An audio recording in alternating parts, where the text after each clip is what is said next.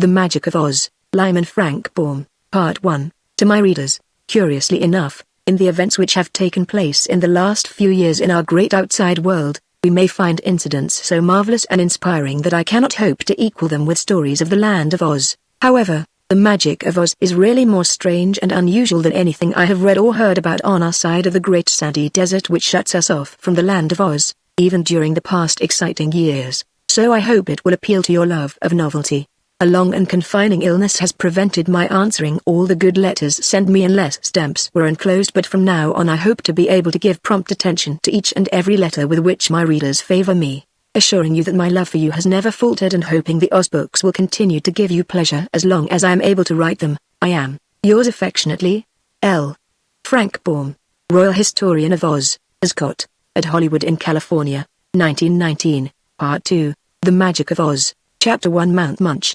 On the east edge of the land of Oz, in the Munchkin country, is a big, tall hill called Mount Munch. One side, the bottom of this hill just touches the deadly sandy desert that separates the fairyland of Oz from all the rest of the world, but on the other side, the hill touches the beautiful, fertile country of the Munchkins. The Munchkin folks, however, merely stand off and look at Mount Munch and know very little about it, for, about a third of the way up, its sides become too steep to climb. And if any people live upon the top of that great towering peak that seems to reach nearly to the skies, the Munchkins are not aware of the fact. But people do live there, just the same. The top of Mount Munch is shaped like a saucer, broad and deep, and in the saucer are fields where grains and vegetables grow, and flocks are fed, and brooks flow and trees bear all sorts of things. There are houses scattered here and there, each having its family of high-ups, as the people call themselves. The high-ups seldom go down the mountain, for the same reason that the Munchkins never climb up. The sides are too steep. In one of the houses lived a wise old high-up named Aru, who used to be a clever sorcerer. But Ozma of Oz, who rules everyone in the land of Oz, had made a decree that no one should practice magic in her dominions except Glinda the Good and the Wizard of Oz, and when Glinda sent this royal command to the high-ups by means of a strong-winged eagle, old Aru at once stopped performing magical arts. He destroyed many of his magic powders and tools of magic, and afterward honestly obeyed the law. He had never seen Ozma, but he knew she was his ruler and must be obeyed. There was only one thing that grieved him. He had discovered a new and secret method of transformations that was unknown to any other sorcerer. Glinda the Good did not know it, nor did the little Wizard of Oz, nor Dr. Pipe nor old Mombi, nor anyone else who dealt in magic arts. It was Aru's own secret. By its means, it was the simplest thing in the world to transform anyone into beast, bird or fish, or anything else, and back again, once you know how to pronounce the mystical word, Izkskl. Aru had used this secret many times, but not to cause evil or suffering to others. When he had wandered far from home and was hungry, he would say, "I want to become a cow, Izkskl." In an instant he would be a cow, and then he would eat grass and satisfy his hunger. All beasts and birds can talk in the land of Oz. So when the cow was no longer hungry, it would say, "I want to be Aru again, Izkskl." And the magic word, properly pronounced, would instantly restore him to his proper form. Now, of course, I would not dare to write down this magic word so plainly if I thought my readers would pronounce it properly and so be able to transform themselves and others, but it is a fact that no one in all the world except Aru had ever, up to the time this story begins, been able to pronounce Izkskl the right way. So I think it is safe to give it to you. It might be well, however, in reading this story aloud, to be careful not to pronounce Izkskl the proper way, and thus avoid all danger of the secret being able to work mischief. Aru, having discovered the secret of instant transformation, which required no tools or powders or other chemicals or herbs and always worked perfectly, was reluctant to have such a wonderful discovery entirely unknown or lost to all human knowledge. He decided not to use it again, since Ozma had forbidden him to do so, but he reflected that Ozma was a girl and some time might change her mind and allow her subjects to practice magic, in which case Aru could again transform himself and others at will, unless, of course, he forgot how to pronounce Izkskl in the meantime. After giving the matter careful thought, he decided to write the word, and how it should be pronounced, in some secret place, so that he could find it after many years, where no one else could ever find it. That was a clever idea. But what bothered the old sorcerer was to find a secret place. He wandered all over the saucer at the top of Mount Munch, but found no place in which to write the secret word where others might not be likely to stumble upon it.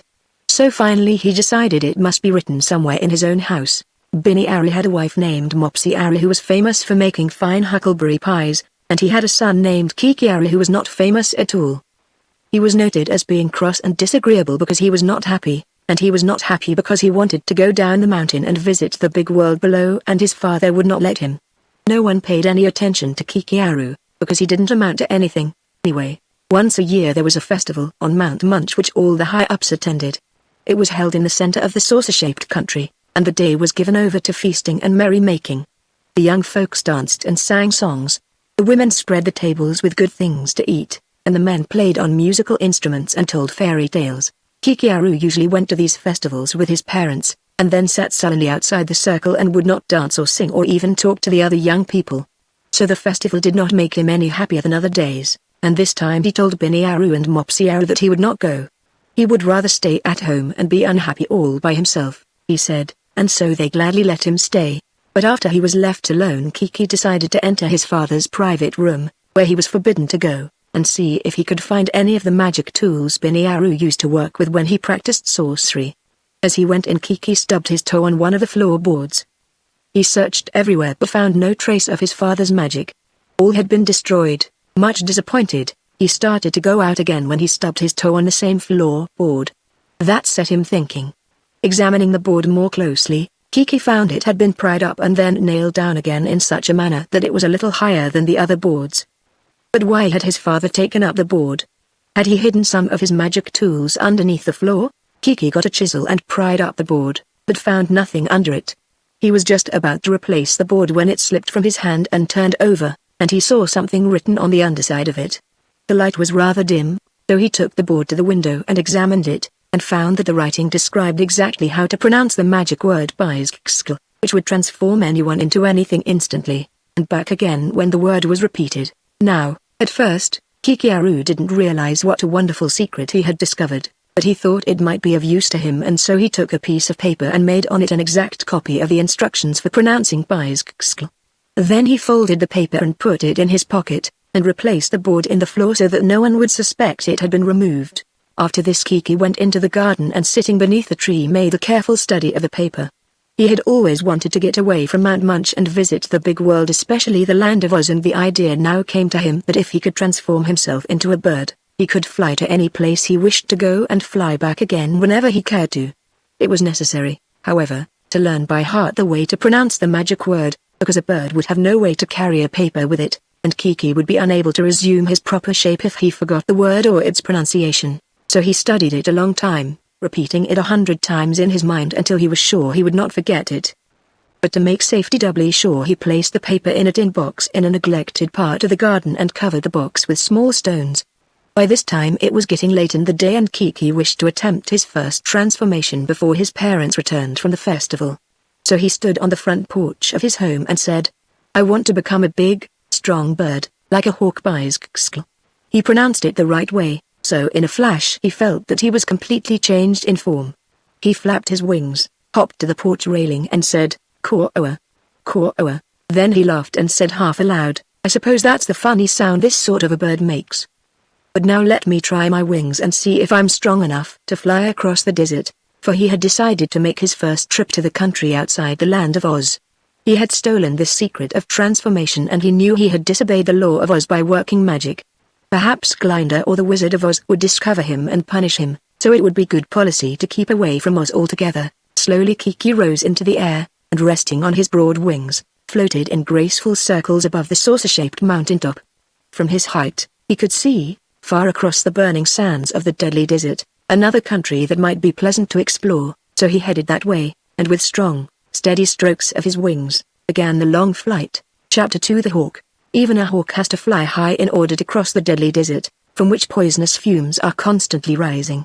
Kiki Arrow felt sick and faint by the time he reached good land again, for he could not quite escape the effects of the poisons. But the fresh air soon restored him, and he alighted in a broad tableland which is called Hillland. Just beyond it is a valley known as Lowland. These two countries are ruled by the gingerbread man, John Doe, with Chick the Cherub as his prime minister. The hawk merely stopped here long enough to rest, Then he flew north and passed over a fine country called Maryland, which is ruled by a lovely wax doll. Then, following the curve of the desert, he turned north and settled on a treetop in the kingdom of Noland. Kiki was tired by this time, and the sun was now setting, so he decided to remain here till morning. From his treetop he could see a house nearby, which looked very comfortable. A man was milking a cow in the yard and a pleasant-faced woman came to the door and called him to supper. That made Kiki wonder what sort of food hawks ate. He felt hungry, but didn't know what to eat or where to get it. Also he thought a bed would be more comfortable than a treetop for sleeping, so he hopped to the ground and said, "I want to become Kikiaru again Biskskl."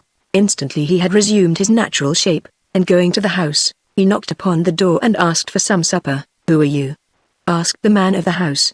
"A stranger from the land of Oz," replied Kikiaru. "Then you are welcome," said the man. Kiki was given a good supper and a good bed, and he behaved very well, although he refused to answer all the questions the good people of Noland asked him.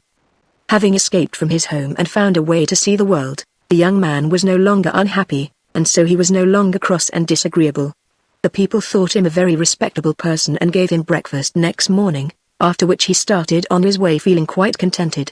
Having walked for an hour or two through the pretty country that is ruled by King Bud, Kikiaru decided he could travel faster and see more as a bird, so he transformed himself into a white dove and visited the great city of Noel and saw the king's palace and gardens and many other places of interest. Then he flew westward into the kingdom of Ix, and after a day in Queen Zixie's country went on westward into the land of If. Every place he visited he thought was much more pleasant than the saucer country of the high-ups, and he decided that when he reached the finest country of all he would settle there and enjoy his future life to the utmost. In the land of If he resumed his own shape again, for the cities and villages were close together and he could easily go on foot from one to another of them. Toward evening he came to a good inn and asked the innkeeper if he could have food and lodging. "You can if you have the money to pay," said the man, "otherwise you must go elsewhere." This surprised Kiki, for in the land of Oz they do not use money at all, everyone being allowed to take what he wishes without price. He had no money, therefore, and so he turned away to seek hospitality elsewhere. Looking through an open window into one of the rooms of the inn, as he passed along, he saw an old man counting on a table a big heap of gold pieces, which Kiki thought to be money. One of these would buy him supper and a bed, he reflected, so he transformed himself into a magpie and, flying through the open window, caught up one of the gold pieces in his beak and flew out again before the old man could interfere. Indeed, the old man who was robbed was quite helpless, for he dared not leave his pile of gold to chase the magpie. Before he could place the gold in a sack in his pocket the robber bird was out of sight and to seek it would be folly. Kikiaru flew to a group of trees and, dropping the gold piece to the ground, resumed his proper shape, and then picked up the money and put it in his pocket. "You'll be sorry for this," exclaimed a small voice just over his head. Kiki looked up and saw that a sparrow, perched upon a branch, was watching him. "Sorry for what?" he demanded. "Oh, I saw the whole thing," asserted the sparrow. "I saw you look in the window at the gold, then make yourself into a magpie and rob the poor man, and then I saw you fly here and make the bird into your former shape. That's magic, and magic is wicked and unlawful, and you stole money, and that's a still greater crime. You'll be sorry, someday." "I don't care," replied Kikiaru, scowling. "Aren't you afraid to be wicked?" asked the sparrow. "No, I didn't know I was being wicked," said Kiki, "but if I was, I'm glad of it. I hate good people. I've always wanted to be wicked, but I didn't know how." "Haw, haw, haw," laughed someone behind him, in a big voice. "That's the proper spirit, my lad. I'm glad I've met you. Shake hands." The sparrow gave a frightened squeak and flew away. Chapter 3 Two Bad Ones. Kiki turned around and saw a queer old man standing near.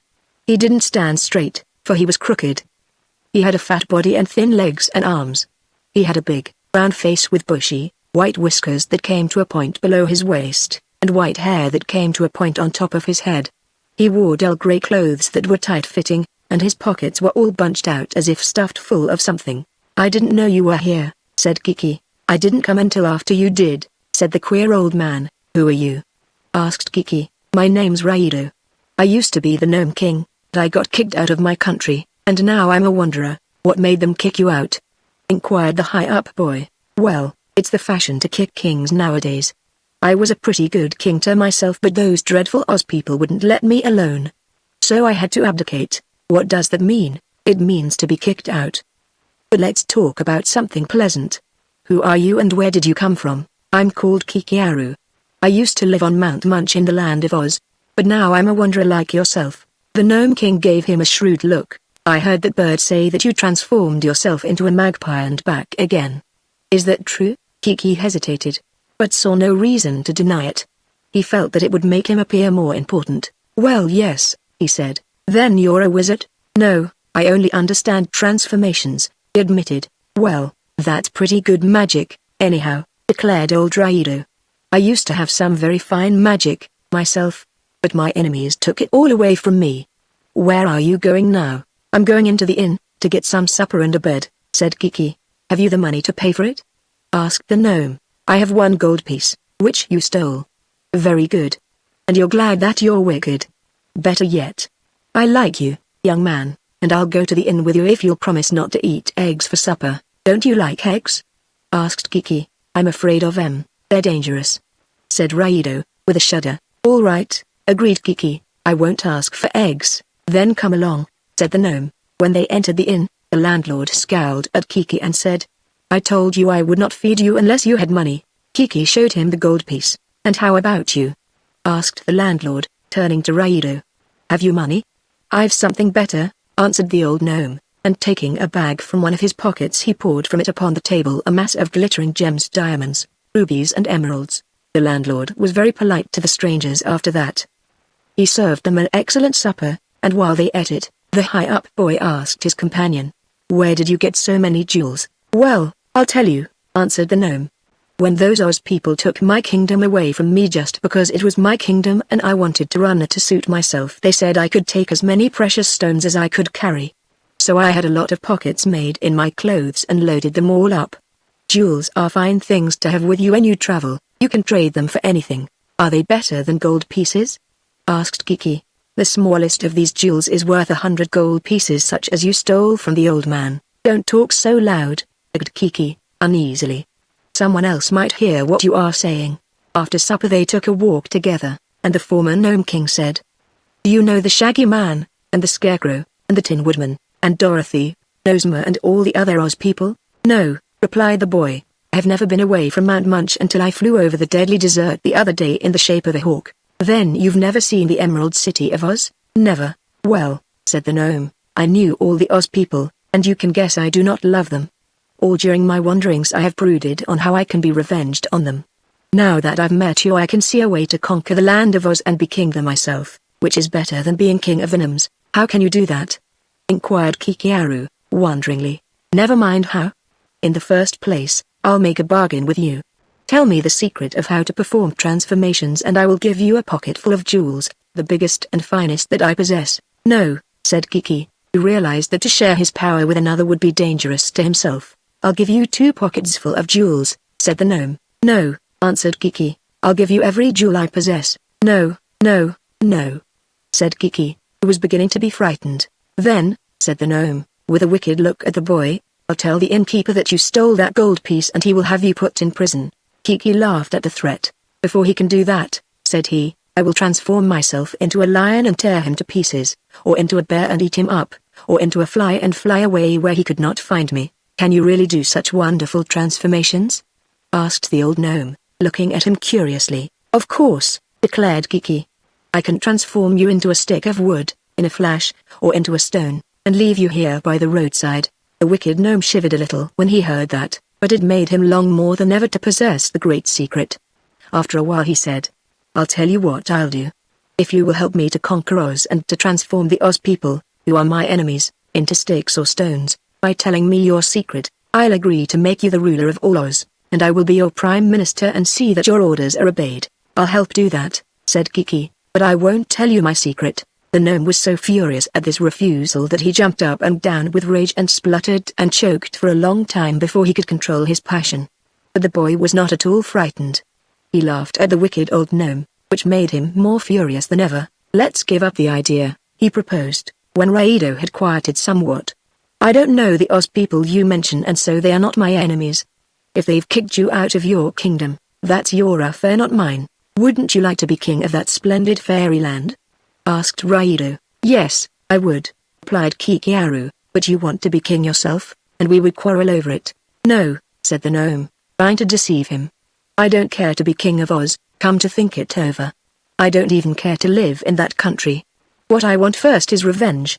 If we can conquer Oz, I'll get enough magic then to conquer my own kingdom of the Gnomes, and I'll go back and live in my underground caverns, which are more home-like than the top of the earth. So here's my proposition, help me conquer Oz and get revenge, and help me get the magic away from Glinda and the wizard, and I'll let you be king of Oz forever afterward. I'll think it over, answered Kiki, and that is all he would say that evening. In the night when all in the inn were asleep but himself, old Raido the gnome rose softly from his couch and went into the room of Kikiaru the High-Up, and searched everywhere for the magic tool that performed his transformations. Of course, there was no such tool, and although Raido searched in all the boy's pockets, he found nothing magical whatever. So he went back to his bed and began to doubt that Kiki could perform transformations. Next morning he said, "Which way do you travel today?" "I think I shall visit the Rose Kingdom," answered the boy. "That is a long journey," declared the gnome. "I shall transform myself into a bird," said Kiki, "and so fly to the Rose Kingdom in an hour. Then transform me, also, into a bird, and I will go with you," suggested Raido. "But, in that case, let us fly together to the land of Oz, and see what it looks like." Kiki thought this over. Pleasant as were the countries he had visited, he heard everywhere that the land of Oz was more beautiful and delightful. The land of Oz was his own country, too, and if there was any possibility of his becoming its king, he must know something about it. While Kiki the High-Up thought, Raido the gnome was also thinking. This boy possessed a marvelous power, and although very simple in some ways, he was determined not to part with his secret. However, if Raido could get him to transport the wily old gnome to Oz, which he could reach in no other way, he might then induce the boy to follow his advice and enter into the plot for revenge, which he had already planned in his wicked heart. "There are wizards and magicians in Oz," remarked Kiki, after a time. "They might discover us, in spite of our transformations." "Not if we are careful," Raido assured him. "Ozma has a magic picture, in which she can see whatever she wishes to see, but Ozma will know nothing of our going to Oz, and so she will not command her magic picture to show where we are or what we are doing.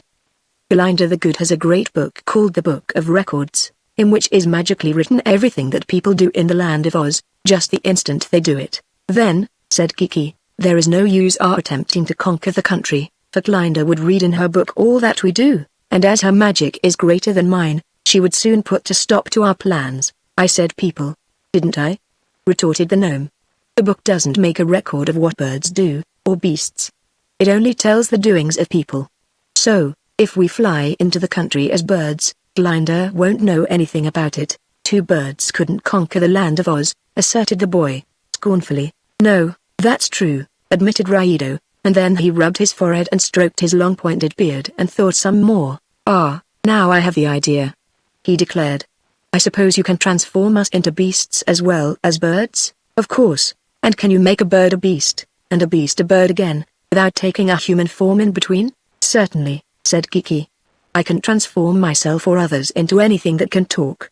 There's a magic word that must be spoken in connection with the transformations, and as beasts and birds and dragons and fishes can talk in Oz, we may become any of these we desire to. However, if I transformed myself into a tree, I would always remain a tree, because then I could not utter the magic word to change the transformation. I see, said Raido, nodding his bushy, white head until the point of his hair waved back and forth like a pendulum. That fits in with my idea, exactly. Now, listen, and I'll explain to you my plan. We'll fly to Oz as birds and settle in one of the thick forests in the Gilliken country. You will transform us into powerful beasts, and as Glinda doesn't keep any track of the doings of beasts we can act without being discovered. But how can two beasts raise an army to conquer the powerful people of Oz? Inquired Kiki. That's easy. But not an army of people, mind you. That would be quickly discovered. And while we are in Oz you and I will never assume our human forms until we've conquered the country and destroyed Glinda, and Ozma, and the wizard, and Dorothy, and all the rest, and so have nothing more to fear from them. It is impossible to kill anyone in the land of Oz, declared Kiki. It isn't necessary to kill the Oz people, rejoined Raido. I'm afraid I don't understand you, objected the boy. What will happen to the Oz people, and what sort of an army could we get together, except of people? I'll tell you. The forests of Oz are full of beasts. Some of them, in the faraway places, are savage and cruel, and would gladly follow a leader as savage as themselves. They have never troubled the Oz people much, because they had no leader to urge them on, but we will tell them to help us conquer Oz, and as a reward we will transform all the beasts into men and women, and let them live in the houses and enjoy all the good things, and we will transform all the people of Oz into beasts of various sorts, and send them to live in the forests and the jungles. That is a splendid idea, you must admit, and it's so easy that we won't have any trouble at all to carry it through to success. Will the beasts consent, do you think? Asked the boy. To be sure they will. We can get every beast in Oz on our side except a few who live in Ozma's palace, and they won't count. Chapter 4 Conspirators. Kikiaru didn't know much about Oz and didn't know much about the beasts who lived there, but the old gnome's plan seemed to him to be quite reasonable. He had a faint suspicion that Raido meant to get the best of him in some way, and he resolved to keep a close watch on his fellow conspirator. As long as he kept to himself the secret word of the transformations, Raido would not dare to harm him, and he promised himself that as soon as they had conquered Oz, he would transform the old gnome into a marble statue and keep him in that form forever. Raido, on his part, decided that he could, by careful watching and listening, surprise the boy's secret, and when he had learned the magic word he would transform Kikiaru into a bundle of faggots and burn him up and so be rid of him. This is always the way with wicked people. They cannot be trusted even by one another. Raido thought he was fooling Kiki, and Kiki thought he was fooling Raido, so both were pleased. It's a long way across the desert, remarked the boy, and the sands are hot and send out poisonous vapors. Let us wait until evening and then fly across in the night when it will be cooler. The former Gnome King agreed to this, and the two spent the rest of that day in talking over their plans. When evening came they paid the innkeeper and walked out to a little grove of trees that stood nearby. Remain here for a few minutes and I'll soon be back, said Kiki, and walking swiftly away, he left the gnome standing in the grove. Raido wondered where he had gone, but stood quietly in his place until, all of a sudden, his form changed to that of a great eagle, and he uttered a piercing cry of astonishment and flapped his wings in a sort of panic. At once his eagle cry was answered from beyond the grove, and another eagle, even larger and more powerful than the transformed Raido, came sailing through the trees and alighted beside him. Now we are ready for the start, said the voice of Kiki, coming from the eagle. Raido realized that this time he had been outwitted. He had thought Kiki would utter the magic word in his presence, and so he would learn what it was, but the boy had been too shrewd for that. As the two eagles mounted high into the air and began their flight across the great desert that separates the land of Oz from all the rest of the world, the gnome said, "When I was king of the gnomes I had a magic way of working transformations that I thought was good, but it could not compare with your secret word. I had to have certain tools and make passes and say a lot of mystic words before I could transform anybody. What became of your magic tools?" inquired Kiki. "The Oz people took them all away from me, that horrid girl, Dorothy, and that terrible fairy, Ozma, the ruler of Oz. At the time they took away my underground kingdom and kicked me upstairs into the cold, heartless world. Why did you let them do that?" asked the boy. "Well," said Raido, "I couldn't help it. They rolled eggs at me, eggs dreadful eggs ! And if an egg even touches a gnome, he is ruined for life. Is any kind of an egg dangerous to a gnome?" "Any kind and every kind. An egg is the only thing I'm afraid of." Chapter 5 A Happy Corner of Oz. There is no other country so beautiful as the land of Oz. There are no other people so happy and contented and prosperous as the Oz people. They have all they desire. They love and admire their beautiful girl ruler, Ozma of Oz, and they mix work and play so justly that both are delightful and satisfying and no one has any reason to complain. Once in a while something happens in Oz to disturb the people's happiness for a brief time, for so rich and attractive a fairyland is sure to make a few selfish and greedy outsiders envious, and therefore certain evildoers have treacherously plotted to conquer Oz and enslave its people and destroy its girl ruler, and so gain the wealth of Oz for themselves. But up to the time when the cruel and crafty gnome, Raido, conspired with Kikiaru, the high-up, all such attempts had failed. The Oz people suspected no danger. Life in the world's nicest fairyland was one round of joyous, happy days. In the center of the Emerald City of Oz, the capital city of Ozma's dominions, is a vast and beautiful garden, surrounded by a wall inlaid with shining emeralds, and in the center of this garden stands Ozma's royal palace, the most splendid building ever constructed. From 100 towers and domes floated the banners of Oz, which included the Ozmies, the Munchkins, the Gillikins, the Winkies and the Quadlings. The banner of the Munchkins is blue, that of the Winkies yellow, the Gillikin banner is purple, and the Quadlings banner is red. The colors of the Emerald City are of course green. Ozma's own banner has a green center, and is divided into 4 quarters. These quarters are colored blue, purple, yellow and red, indicating that she rules over all the countries of the land of Oz. This fairyland is so big, however, that all that is not yet known to its girl ruler, and it is said that in some far parts of the country, in forests and mountain fastnesses, in hidden valleys and thick jungles, are people and beasts that know as little about Ozma as she knows of them. Still, these unknown subjects are not nearly so numerous as the known inhabitants of Oz, who occupy all the countries near to the Emerald City.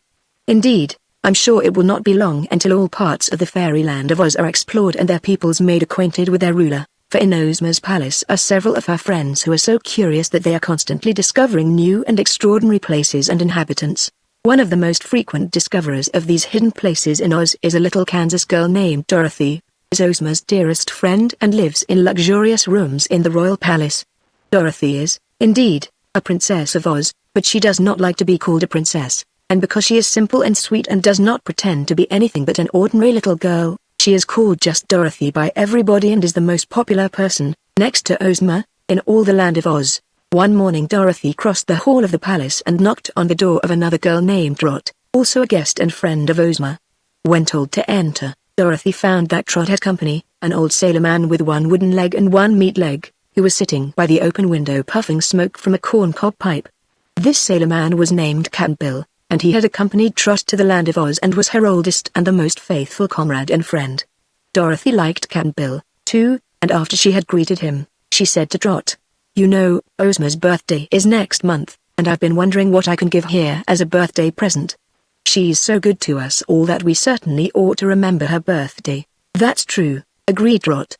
"I've been wondering, too, what I could give Ozma. It's pretty hard to decide, 'cause she's got already all she wants, and as she's a fairy and knows a lot about magic, she could satisfy any wish." "I know," returned Dorothy. "That isn't the point. It isn't that Ozma needs anything, but that it will please her to know we've remembered her birthday." "But what shall we give her?"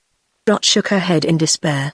"I've tried to think and I can't," she declared. "It's the same way with me," said Dorothy. "I know one thing that you'd please her," remarked Cap'n Bill, turning his round face with its fringe of whiskers toward the two girls and staring at them with his big, light blue eyes wide open. "What is it, Cap'n Bill?" "It's an enchanted flower," said he. "It's a pretty plant that stands in a golden flower pot and grows all sorts of flowers, one after another. One minute a fine rosebuds and blooms, and then a tulip, and next a crease, "Anthemum," said Dorothy, helping him. "That's it, and next a dahlia, and then a daffodil, and on all through the range o' posies. Just as soon as one fades away, another comes, of a different sort, and the perfume from 'em is mighty snifty, and they keeps bloomin' night and day, year in and year out." "That's wonderful," exclaimed Dorothy. "I think Ozma would like it, but where is the magic flower, and how can we get it?" asked Trot. "Dunno, 'zactly," slowly replied Cap'n Bill. "The glass cat told me about it only yesterday, and said it was in some lonely place up at the northeast o' here. The glass cat goes travelin' all around Oz, you know, and the little critter sees a lot o' things no one else does." "That's true," said Dorothy, thoughtfully. "Northeast of here must be in the Munchkin country, and perhaps a good way off, so let's ask the glass cat to tell us how to get to the magic flower." So the two girls, with Cap'n Bill stumping along on his wooden leg after them, went out into the garden, and after some time spent in searching, they found the glass cat curled up in the sunshine beside a bush, fast asleep. The glass cat is one of the most curious creatures in all Oz. It was made by a famous magician named Dr. Piped before Ozma had forbidden her subjects to work magic. Dr. Piped had made the glass cat to catch mice, but the cat refused to catch mice and was considered more curious than useful. This astonished cat was made all of glass and was so clear and transparent that you could see through it as easily as through a window. In the top of its head, however, was a mass of delicate pink balls which looked like jewels but were intended for brains. It had a heart made of blood-red ruby. The eyes were two large emeralds. But, aside from these colors, all the rest of the animal was of clear glass, and it had a spun glass tail that was really beautiful. "Here, wake up," said Cap'n Bill. "We want to talk to you." Slowly the glass cat got upon its feet, yawned and then looked at the three who stood before it. "How dare you disturb me?" it asked in a peevish voice. "You ought to be ashamed of yourselves." "Never mind that," returned the sailor. "Do you remember telling me yesterday about a magic flower in a gold pot? Do you think I'm a fool? Look at my brains, you can see 'em work." "Of course I remember," said the cat. "Well, Where can we find it? You can't. It's none of your business, anyhow. Go away and let me sleep, advised the glass cat. Now, see here, said Dorothy. I want the magic flower to give to Ozma on her birthday. You'd be glad to please Ozma, wouldn't you? I'm not sure, replied the creature. Why should I want to please anybody? You've got a heart, 'cause I can see it inside of you, said Trot. Yes, it's a pretty heart, and I'm fond of it, said the cat, twisting around to view its own body. But it's made from ruby, and it's hard as nails. Aren't you good for anything? Asked Trot. Yes, I'm pretty to look at, and that's more than can be said of you, retorted the creature. Trot laughed at this, and Dorothy, who understood the glass cat pretty well, said soothingly, You are indeed beautiful, and if you can tell Cap'n Bill where to find the magic flower, all the people in Oz will praise your cleverness. The flower will belong to Ozma, but everyone will know the glass cat discovered it. This was the kind of praise the crystal creature liked. Well, it said, while the pink brains rolled around, I found the magic flower way up in the north of the Munchkin country where few people live or ever go. There's a river that flows through a forest, and in the middle of the forest there is a small island on which stands the gold pot in which grows the magic flower. How did you get to the island? Asked Dorothy. Glass cats can't swim. No, but I'm not afraid of water, was the reply. I just walked across the river on the bottom. Under the water? Exclaimed Trot. The cat gave her a scornful look. How could I walk over the water on the bottom of the river? If you were transparent, anyone could see your brains were not working. But I'm sure you could never find the place alone. It has always been hidden from the Oz people. But you, with your fine pink brains, could find it again, I suppose, remarked Dorothy. Yes, and if you want that magic flower for Ozma, I'll go with you and show you the way. That's lovely of you, declared Dorothy. Trot and Cap'n Bill will go with you, for this is to be their birthday present to Ozma. While you're gone I'll have to find something else to give her. All right. Come on, then, Cap'n, said the glass cat, starting to move away. Wait a minute, Trot. How long will we be gone? Oh, about a week. Then I'll put some things in a basket to take with us, said the girl, and ran into the palace to make her preparations for the journey. Chapter 6 Ozma's Birthday Presents. When Cap'n Bill and Trot and the glass cat had started for the hidden island in the far-off river to get the magic flower, Dorothy wondered again what she could give Ozma on her birthday. She met the patchwork girl and said, What are you going to give Ozma for a birthday present? I've written a song for her, answered the strange patchwork girl, who went by the name of Scraps, and who, true stuffed with cotton, had a fair assortment of mixed brains. It's a splendid song and the chorus runs this way. I'm crazy, you're a daisy, Ozma dear, I'm demented, you're contented, Ozma dear, I'm patched and gay and glary, you're a sweet and lovely fairy, may your birthdays all be happy, Ozma dear. How do you like it, Dorothy? Inquired the patchwork girl. Is it good poetry, Scraps? Asked Dorothy, doubtfully. It's as good as any ordinary song, was the reply. I have given it a dandy title, too. I shall call the song, When Ozma Has a Birthday. Everybody's sure to be gay, for she cannot help the fact that she was born. That's a pretty long title, Scraps, said Dorothy. That makes it stylish, replied the patchwork girl, turning a somersault and alighting on one stuffed foot. Nowadays the titles are sometimes longer than the songs. Dorothy left her and walked slowly toward the place, where she met the Tin Woodman just going up the front steps. What are you going to give Ozma on her birthday? She asked. It's a secret, but I'll tell you, replied the Tin Woodman, who was Emperor of the Winkies. I am having my people make Ozma a lovely girdle set with beautiful tin nuggets. Each tin nugget will be surrounded by a circle of emeralds, just to set it off to good advantage. The clasp of the girdle will be pure. Won't that be fine? I'm sure she'll like it, said Dorothy. Do you know what I can give her? I haven't the slightest idea, Dorothy. It took me 3 months to think of my own present for Ozma. The girl walked thoughtfully around to the back of the palace, and presently came upon the famous Scarecrow of Oz, who has having 2 of the palace servants stuff his legs with fresh straw. What are you going to give Ozma on her birthday? Asked Dorothy. I want to surprise her, answered the Scarecrow. I won't tell, promised Dorothy. Well, I'm having some straw slippers made for her, all straw, mind you, braided very artistically. Ozma has always admired my straw filling, so I'm sure she'll be pleased with these lovely straw slippers. Ozma will be pleased with anything her loving friends give her, said the girl. What I'm worried about, Scarecrow, is what to give Ozma that she hasn't got already. That's what worried me, until I thought of the slippers, said the Scarecrow. You'll have to think, Dorothy, That's the only way to get a good idea. If I hadn't such wonderful brains, I'd never have thought of those straw-foot decorations. Dorothy left him and went to the room, where she sat down and tried to think hard. A pink kitten was curled up on the windowsill and Dorothy asked her, "What can I give Ozma for her birthday present?" "Oh, give her some milk," replied the pink kitten. "That's the nicest thing I know of." A fuzzy little black dog had squatted down at Dorothy's feet and now looked up at her with intelligent eyes. "Tell me, Toto," said the girl, "what would Ozma like best for a birthday present?" The little black dog wagged his tail. "Your love," said he. "Ozma wants to be loved more than anything else, but I already love her, Toto." "Then tell her you love her twice as much as you ever did before." "That wouldn't be true," objected Dorothy, "for I've always loved her as much as I could, and, really, Toto, I want to give Ozma some present, 'cause everyone else will give her a present." "Let me see," said Toto. "How would it be to give her that useless pink kitten?" "No, Toto, that wouldn't do." "Then 6 kisses." "No, that's no present." "Well, I guess you'll have to figure it out for yourself, Dorothy," said the little dog. "To my notion you're more particular than Ozma will be." Dorothy decided that if anyone could help her it would be a Glinda the Good, the wonderful sorceress of Oz who was Ozma's faithful subject and friend. But Glinda's castle was in the Quadling country and quite a journey from the Emerald City, so the little girl went to Ozma and asked permission to use the wooden sawhorse and the royal red wagon to pay a visit to Glinda, and the girl ruler kissed Princess Dorothy and graciously granted permission. The wooden sawhorse was one of the most remarkable creatures in Oz.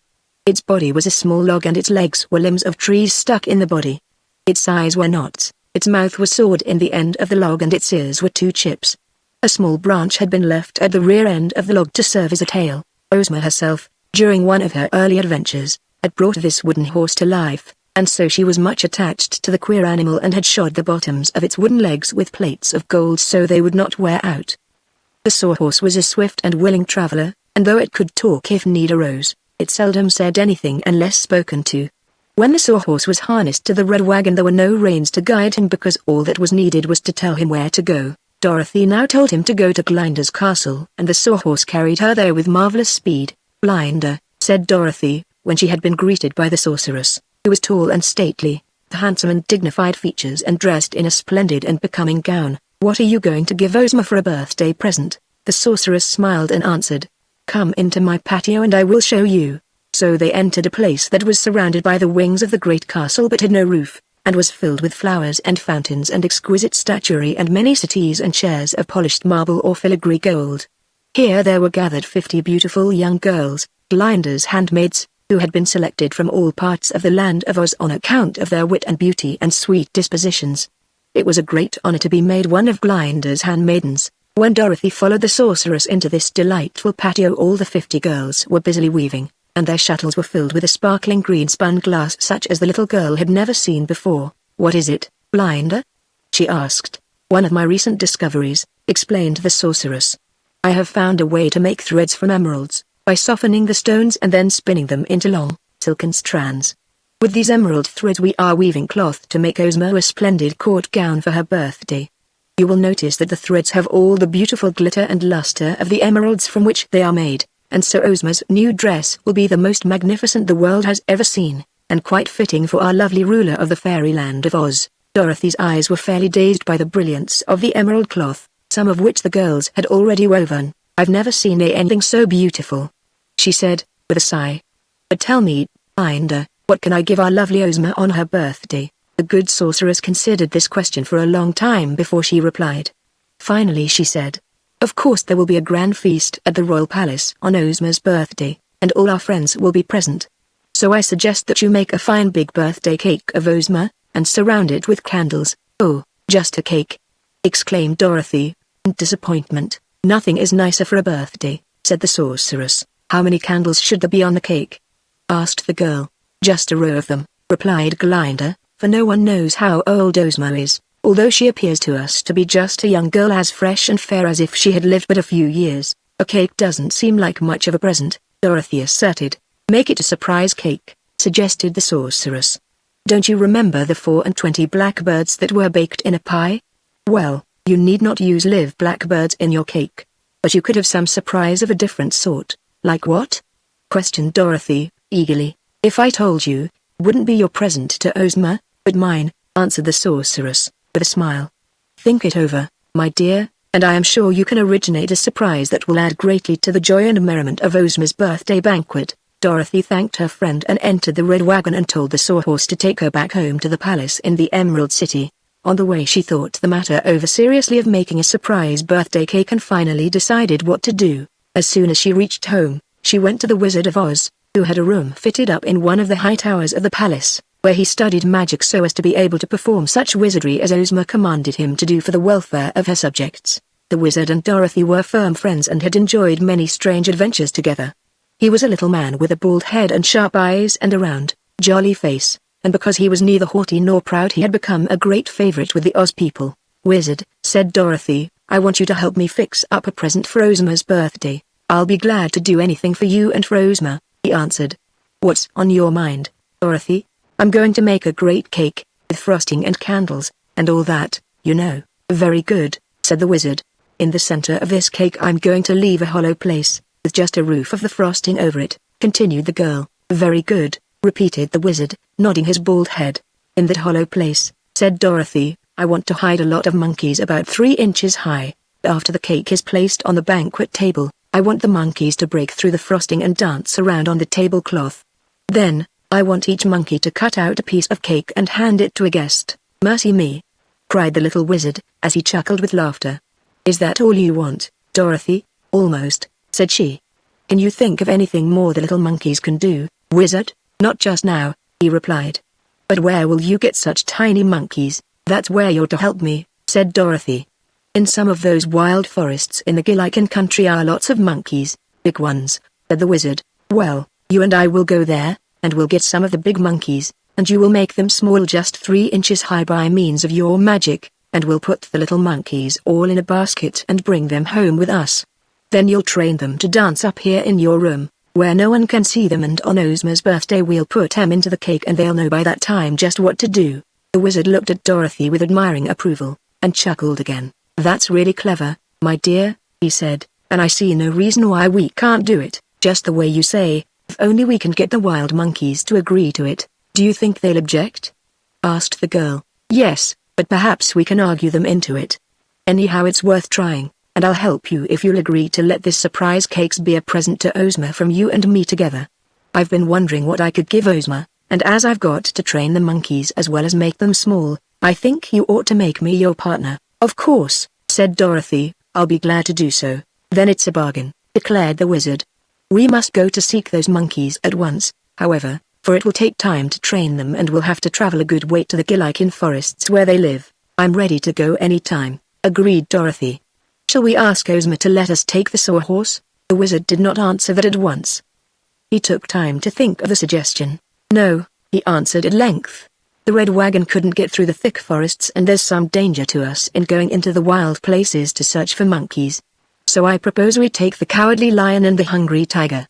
We can ride on their backs as well as in the red wagon, and if there is danger to us from other beasts, these 2 friendly champions will protect us from all harm." "That's a splendid idea!" exclaimed Dorothy. "Let's go now and ask the Hungry Tiger and the Cowardly Lion if they will help us." "Shall we ask Ozma if we can go?" "I think not," said the wizard, getting his hat and his black bag of magic tools. "This is to be a surprise for her birthday, and so she mustn't know where we're going. We'll just leave word, in case Ozma inquires for us, that we'll be back in a few days." Chapter 7 The Forest of Gugu. In the central western part of the Gillikin country is a great tangle of trees called Gugu Forest. It is the biggest forest in all Oz and stretches miles and miles in every direction: north, south, east and west. Adjoining it on the east side is a range of rugged mountains covered with underbrush and small twisted trees. You can find this place by looking at the map of the land of Oz. Gugu Forest is the home of most of the wild beasts that inhabit Oz. These are seldom disturbed in their leafy haunts because there is no reason why Oz people should go there, except on rare occasions, and most parts of the forest have never been seen by any eyes but the eyes of the beasts who make their home there. The biggest beasts inhabit the Great Forest, while the smaller ones live mostly in the mountain underbrush at the east. Now, you must know that there are laws in the forests, as well as in every other place, and these laws are made by the beasts themselves, and are necessary to keep them from fighting and tearing one another to pieces. In Gugu Forest there is a king, an enormous yellow leopard called Gugu, after whom the forest is named. and this king has 3 other beasts to advise him in keeping the laws and maintaining order: Bru the bear, Lu the unicorn, and Rango the grey ape, who are known as the king's counselors. All these are fierce and ferocious beasts, and hold their high offices because they are more intelligent and more feared than their fellows. Since Oz became a fairyland, no man, woman or child ever dies in that land, nor is anyone ever sick.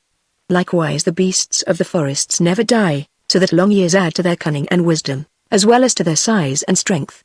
It is possible for beasts or even people to be destroyed, but the task is so difficult that it is seldom attempted.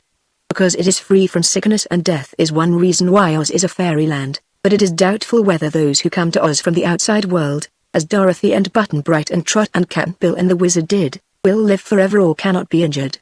Even Ozma is not sure about this, and so the guests of Ozma from other lands are always carefully protected from any danger, so as to be on the safe side. In spite of the laws of the forests, there are often fights among the beasts. Some of them have lost an eye or an ear or even had a leg torn off. The king and the king's counselors always punish those who start a fight, but so fierce is the nature of some beasts that they will at times fight in spite of laws and punishment. Over this vast, wild forest of Gyugyur flew 2 eagles, one morning, and near the center of the jungle the eagles alighted on a branch of a tall tree. "Here is the place for us to begin our work," said one. Was Raido, the gnome. "Do many beasts live here?" asked Kikiaru, the other eagle. "The forest is full of them," said the gnome. "There are enough beasts right here to enable us to conquer the people of Oz, if we can get them to consent to join us. To do that, we must go among them and tell them our plans, so we must now decide on what shapes we had better assume while in the forest. I suppose we must take the shapes of beasts," said Kiki. "Of course. But that requires some thought. All kinds of beasts live here, and a yellow leopard is king. If we become leopards, the king will be jealous of us. If we take the forms of some of the other beasts, we shall not command proper respect. I wonder if the beasts will attack us?" asked Kiki. "I'm a gnome, an immortal, so nothing can hurt me," replied Raido. "I was born in the land of Oz, so nothing can hurt me," said Kiki. "But, in order to carry out our plans, we must win the favor of all the animals of the forest." "Then what shall we do?" asked Kiki. "Let us mix the shapes of several beasts, so we will not look like any one of them," proposed the wily old gnome. "Let us have the heads of lions, bodies of monkeys, the wings of eagles and the tails of wild asses, with knobs of gold on the end of them instead of bunches of hair. Won't that make a queer combination?" inquired Kiki. "The queerer the better," declared Raido. "All right," said Kiki. "You stay here, and I'll fly away to another tree and transform us both, and then we'll climb down our trees and meet in the forest." "No," said the gnome, "we mustn't separate. You must transform us while we are together." "I won't do that," asserted Kiki, firmly. "You're trying to get my secret, and I won't let you." The eyes of the other eagle flashed angrily. But Raido did not dare insist. If he offended this boy, he might have to remain an eagle always, and he wouldn't like that. Someday he hoped to be able to learn the secret word of the magical transformations, but just now he must let Kiki have his own way. "All right," he said gruffly, "do as you please." So Kiki flew to a tree that was far enough distant so that Raido could not overhear him and said, "I want Raido, the gnome, and myself to have the heads of lions, bodies of monkeys, the wings of eagles and the tails of wild asses, with knobs of gold on the ends of them instead of bunches of hair." He pronounced the magic word in the proper manner, and at once his form changed to the one he had described. He spread his eagle's wings, and finding they were strong enough to support his monkey body and lion head, he flew swiftly to the tree where he had left Raido. The gnome was also transformed and was climbing down the tree because the branches all around him were so thickly entwined that there was no room between them to fly. Kiki quickly joined his comrade, and it did not take them long to reach the ground. Chapter 8: The Lemoniacs Make Trouble. There had been trouble in the forest of Gyugyur that morning. Chippo, the wild boar, had bitten the tail off Arx the giraffe while the latter had his head among the leaves of a tree, eating his breakfast. Arx kicked with his heels and struck Tirip, the great kangaroo, who had a new baby in her pouch. Tirip knew it was the wild boar's fault, so she knocked him over with one powerful blow and then ran away to escape Chippo's sharp tusks. In the chase that followed, a giant porcupine stuck 50 sharp quills into the boar, and a chimpanzee in a tree threw a coconut at the porcupine that jammed its head into its body.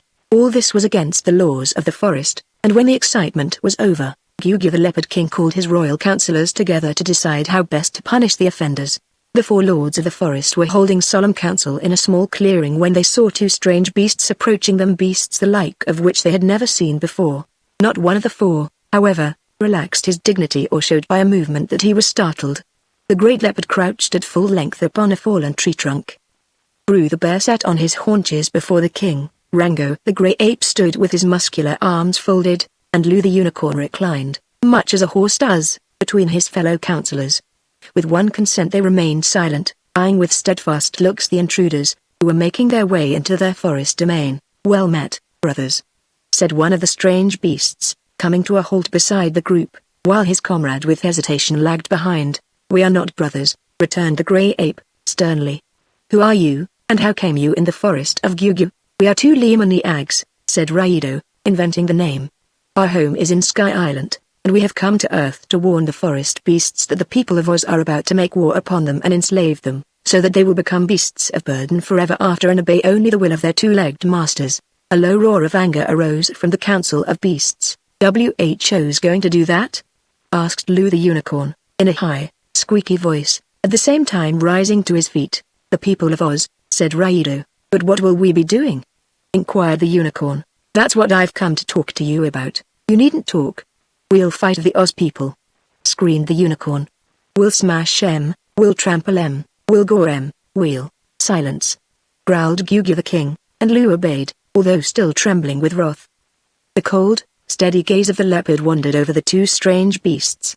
"The people of Oz," said he, "have not been our friends, they have not been our enemies. They have let us alone, and we have let them alone. There is no reason for war between us. They have no slaves. They could not use us as slaves if they should conquer us. I think you are telling us lies, you strange Lyman, you mixed-up beast who are neither one thing nor another." "Oh, on my word, it's the truth," protested the gnome in the beast's shape. "I wouldn't lie for the world." "Silence!" again growled Gugu the king, and somehow, even Raido was abashed and obeyed the edict. "What do you say, Bru?" asked the king, turning to the great bear, who had until now said nothing. "How does the mixed beast know that what he says is true?" asked the bear. "Why, I can fly, you know, having the wings of an eagle," explained the gnome. "I and my comrade yonder," turning to Kiki, "flew to a grove in Oz, and there we heard the people telling how they will make many ropes to snare you beasts, and then they will surround this forest, and all other forests, and make you prisoners. So we came here to warn you, for being beasts ourselves, though we live in the sky, we are your friends." The leopard's lip curled and showed his enormous teeth, sharp as needles. He turned to the grey ape.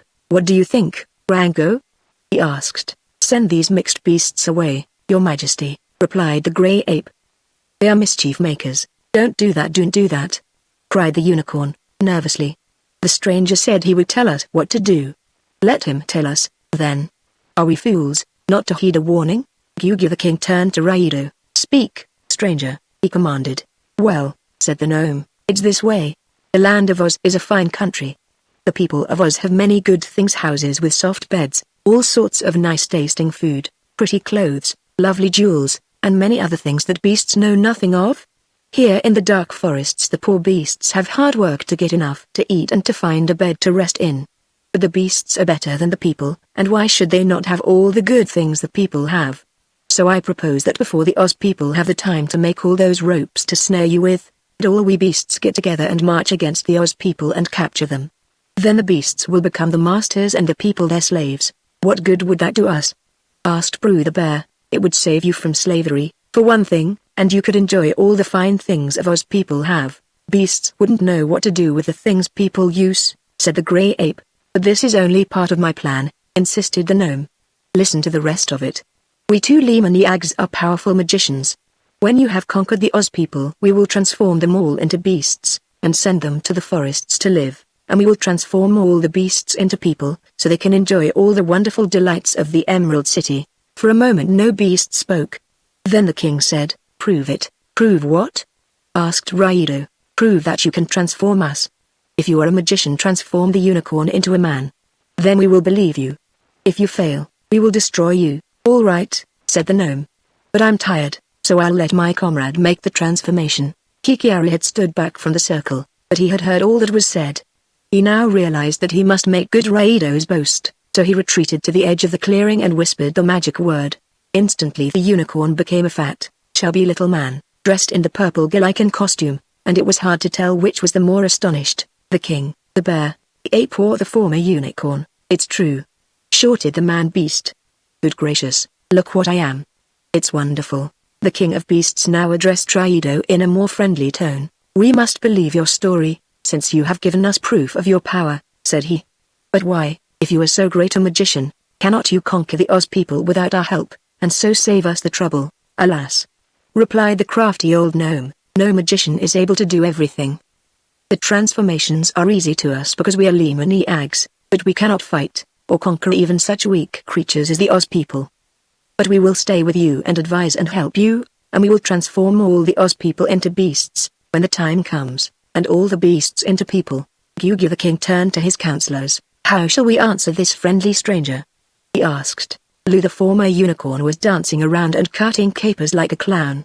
"On my word, your majesty," he said, "this being a man is more fun than being a unicorn." "You look like a fool," said the gray ape. "Well, I feel fine," declared the man-beast. "I think I prefer to be a bear," said Big Brew. "I was born a bear, and I know a bear's ways. So I am satisfied to live as a bear lives." "That," said the old gnome, "is because you know nothing better. When we have conquered the Oz people, and you become a man, you'll be glad of it." The immense leopard rested his chin on the log and seemed thoughtful. "The beasts of the forest must decide this matter for themselves," he said. "Go you, Rango the gray ape, and tell your monkey tribe to order all the forest beasts to assemble in the great clearing at sunrise tomorrow. When all are gathered together, this mixed-up beast who is a magician shall talk to them and tell them what he has told us. Then, if they decide to fight the Oz people, who have declared war on us, I will lead the beasts to battle." Rango the gray ape turned at once and glided swiftly through the forest on his mission. The bear gave a grunt and walked away. Gyugi the king rose and stretched himself. Then he said to Raido, "Meet us at sunrise tomorrow," and with stately stride vanished among the trees. The man-unicorn, left alone with the strangers, suddenly stopped his foolish prancing. "You'd better make me a unicorn again," he said. "I like being a man, but the forest beasts won't know I'm their friend, Lou. They might tear me in pieces before morning." So Kiki changed him back to his former shape, and the unicorn departed to join his people. Raido the gnome was much pleased with his success. "Tomorrow," he said to Kikiaru, "we'll win over these beasts and set them to fight and conquer the Oz people.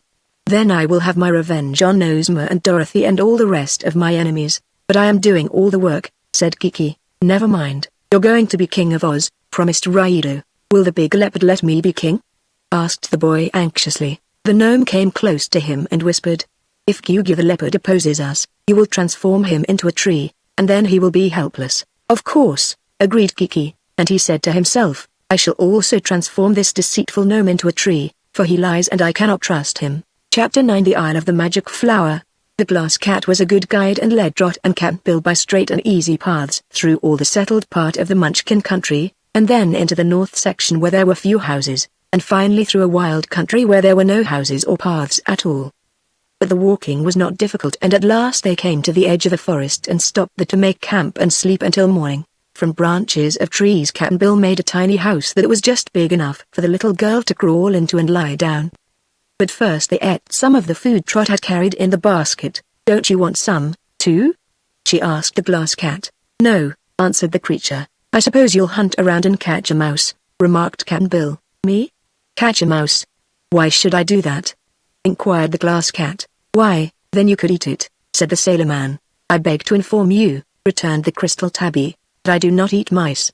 Being transparent, so anyone can see through me, I'd look nice, wouldn't I, with a common mouse inside me? But the fact is that I haven't any stomach or other machinery that would permit me to eat things. The careless magician who made me didn't think I'd need to eat, I suppose." "Don't you ever get hungry or thirsty?" asked Trot. "Never. I don't complain, you know, at the way I'm made, for I've never yet seen any living thing as beautiful as I am. I have the handsomest brains in the world. They're pink, and you can see 'em work." "I wonder," said Trot thoughtfully, as she ate her bread and jam, "if my brains whirl around in the same way yours do."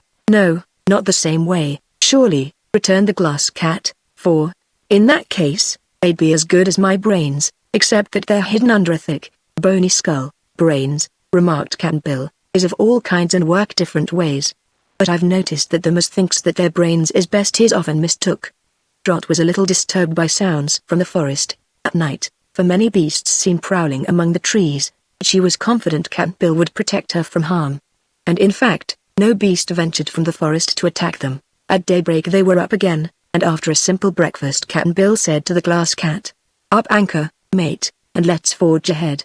I don't suppose we're far from that magic flower, are we?" "Not far," answered the transparent one, as it led the way into the forest, "but it may take you some time to get to it." Before long they reached the bank of a river. It was not very wide, at this place, but as they followed the banks in a northerly direction it gradually broadened. Suddenly the blue-green leaves of the trees changed to a purple hue, and Trot noticed this and said, "I wonder what made the colors change like that." "It's because we have left the Munchkin country and entered the Gillikin country," explained the glass cat. "Also it's a sign our journey is nearly ended." The river made a sudden turn, and after the travelers had passed around the bend, they saw that the stream had now become as broad as a small lake, and in the center of the lake they beheld a little island, not more than 50 feet in extent, either way. Something glittered in the middle of this tiny island, and the glass cat paused on the bank and said, "There is the gold flower pot containing the magic flower, which is very curious and beautiful. If you can get to the island, your task is ended except to carry the thing home with you." Cap'n Bill looked at the broad expanse of water and began to whistle a low, quavering tune. Trot knew that the whistle meant that Cap'n Bill was thinking, and the old sailor didn't look at the island as much as he looked at the trees upon the bank where they stood. Presently he took from the big pocket of his coat an axe blade, wound in an old cloth to keep the sharp edge from cutting his clothing. Then, with a large pocket knife, he cut a small limb from a tree and whittled it into a handle for his axe. "Sit down, Trot," he advised the girl, as he worked. "I've got quite a job ahead of me now, for I've got to build us a raft." "What do we need a raft for, Cap?" "Why, to take us to the island. We can't walk underwater, the riverbed, as the glass cat did, so we must float atop the water. Can you make a raft, Cap'n Bill?" "Of course, Trot, if you give me time." The little girl sat down on a log and gazed at the island of the magic flower. Nothing else seemed to grow on the tiny isle. There was no tree, no shrub, no grass, even, as far as she could make out from that distance. But the gold pot glittered in the rays of the sun, and Trot could catch glimpses of glowing colors above it, as the magic flower changed from one sort to another. "When I was here before," remarked the glass cat, lazily reclining at the girl's feet, "I saw 2 caliders on this very bank, where they had come to drink." "What are caliders?" asked the girl. "The most powerful and ferocious beasts in all Oz. This forest is their especial home, and so there are few other beasts to be found except monkeys. The monkeys are spry enough to keep out of the way of the fierce caliders, which attack all other animals and often fight among themselves." "Did they try to fight you when you saw them?" asked Trot, getting very much excited. "Yes. They sprang upon me in an instant, but I lay flat on the ground, so I wouldn't get my legs broken by the great weight of the beasts, and when they tried to bite me I laughed at them and jeered them until they were frantic with rage, for they nearly broke their teeth on my hard glass. So, after a time, they discovered they could not hurt me, and went away. It was great fun. I hope they don't come here again to drink not while we're here, anyhow," returned the girl, "for I'm not made of glass, nor is Cap'n Bill, and if those bad beasts bit us, we'd get hurt." Cap'n Bill was cutting from the trees some long stakes, making them sharp at one end and leaving a crotch at the other end. These were to bind the logs of his raft together. He had fashioned several and was just finishing another when the glass cat cried, "Look out! There's a calider coming toward us." Trot jumped up, greatly frightened, and looked at the terrible animal as if fascinated by its fierce eyes. The calider was looking at her, too, and its look wasn't at all friendly. But Cap'n Bill called to her, "Wade into the river, Trot, up to your knees and stay there." And she obeyed him at once. The sailor-man hobbled forward, the stake in one hand and his axe in the other, and got between the girl and the beast, which sprang upon him with a growl of defiance. Cap'n Bill moved pretty slowly, sometimes, but now he was quick as could be. As the calider sprang toward him he stuck out his wooden leg and the point of it struck the beast between the eyes and sent it rolling upon the ground. Before it could get upon its feet again the sailor pushed the sharp stake right through its body and then with the flat side of the axe he hammered the stake as far into the ground as it would go.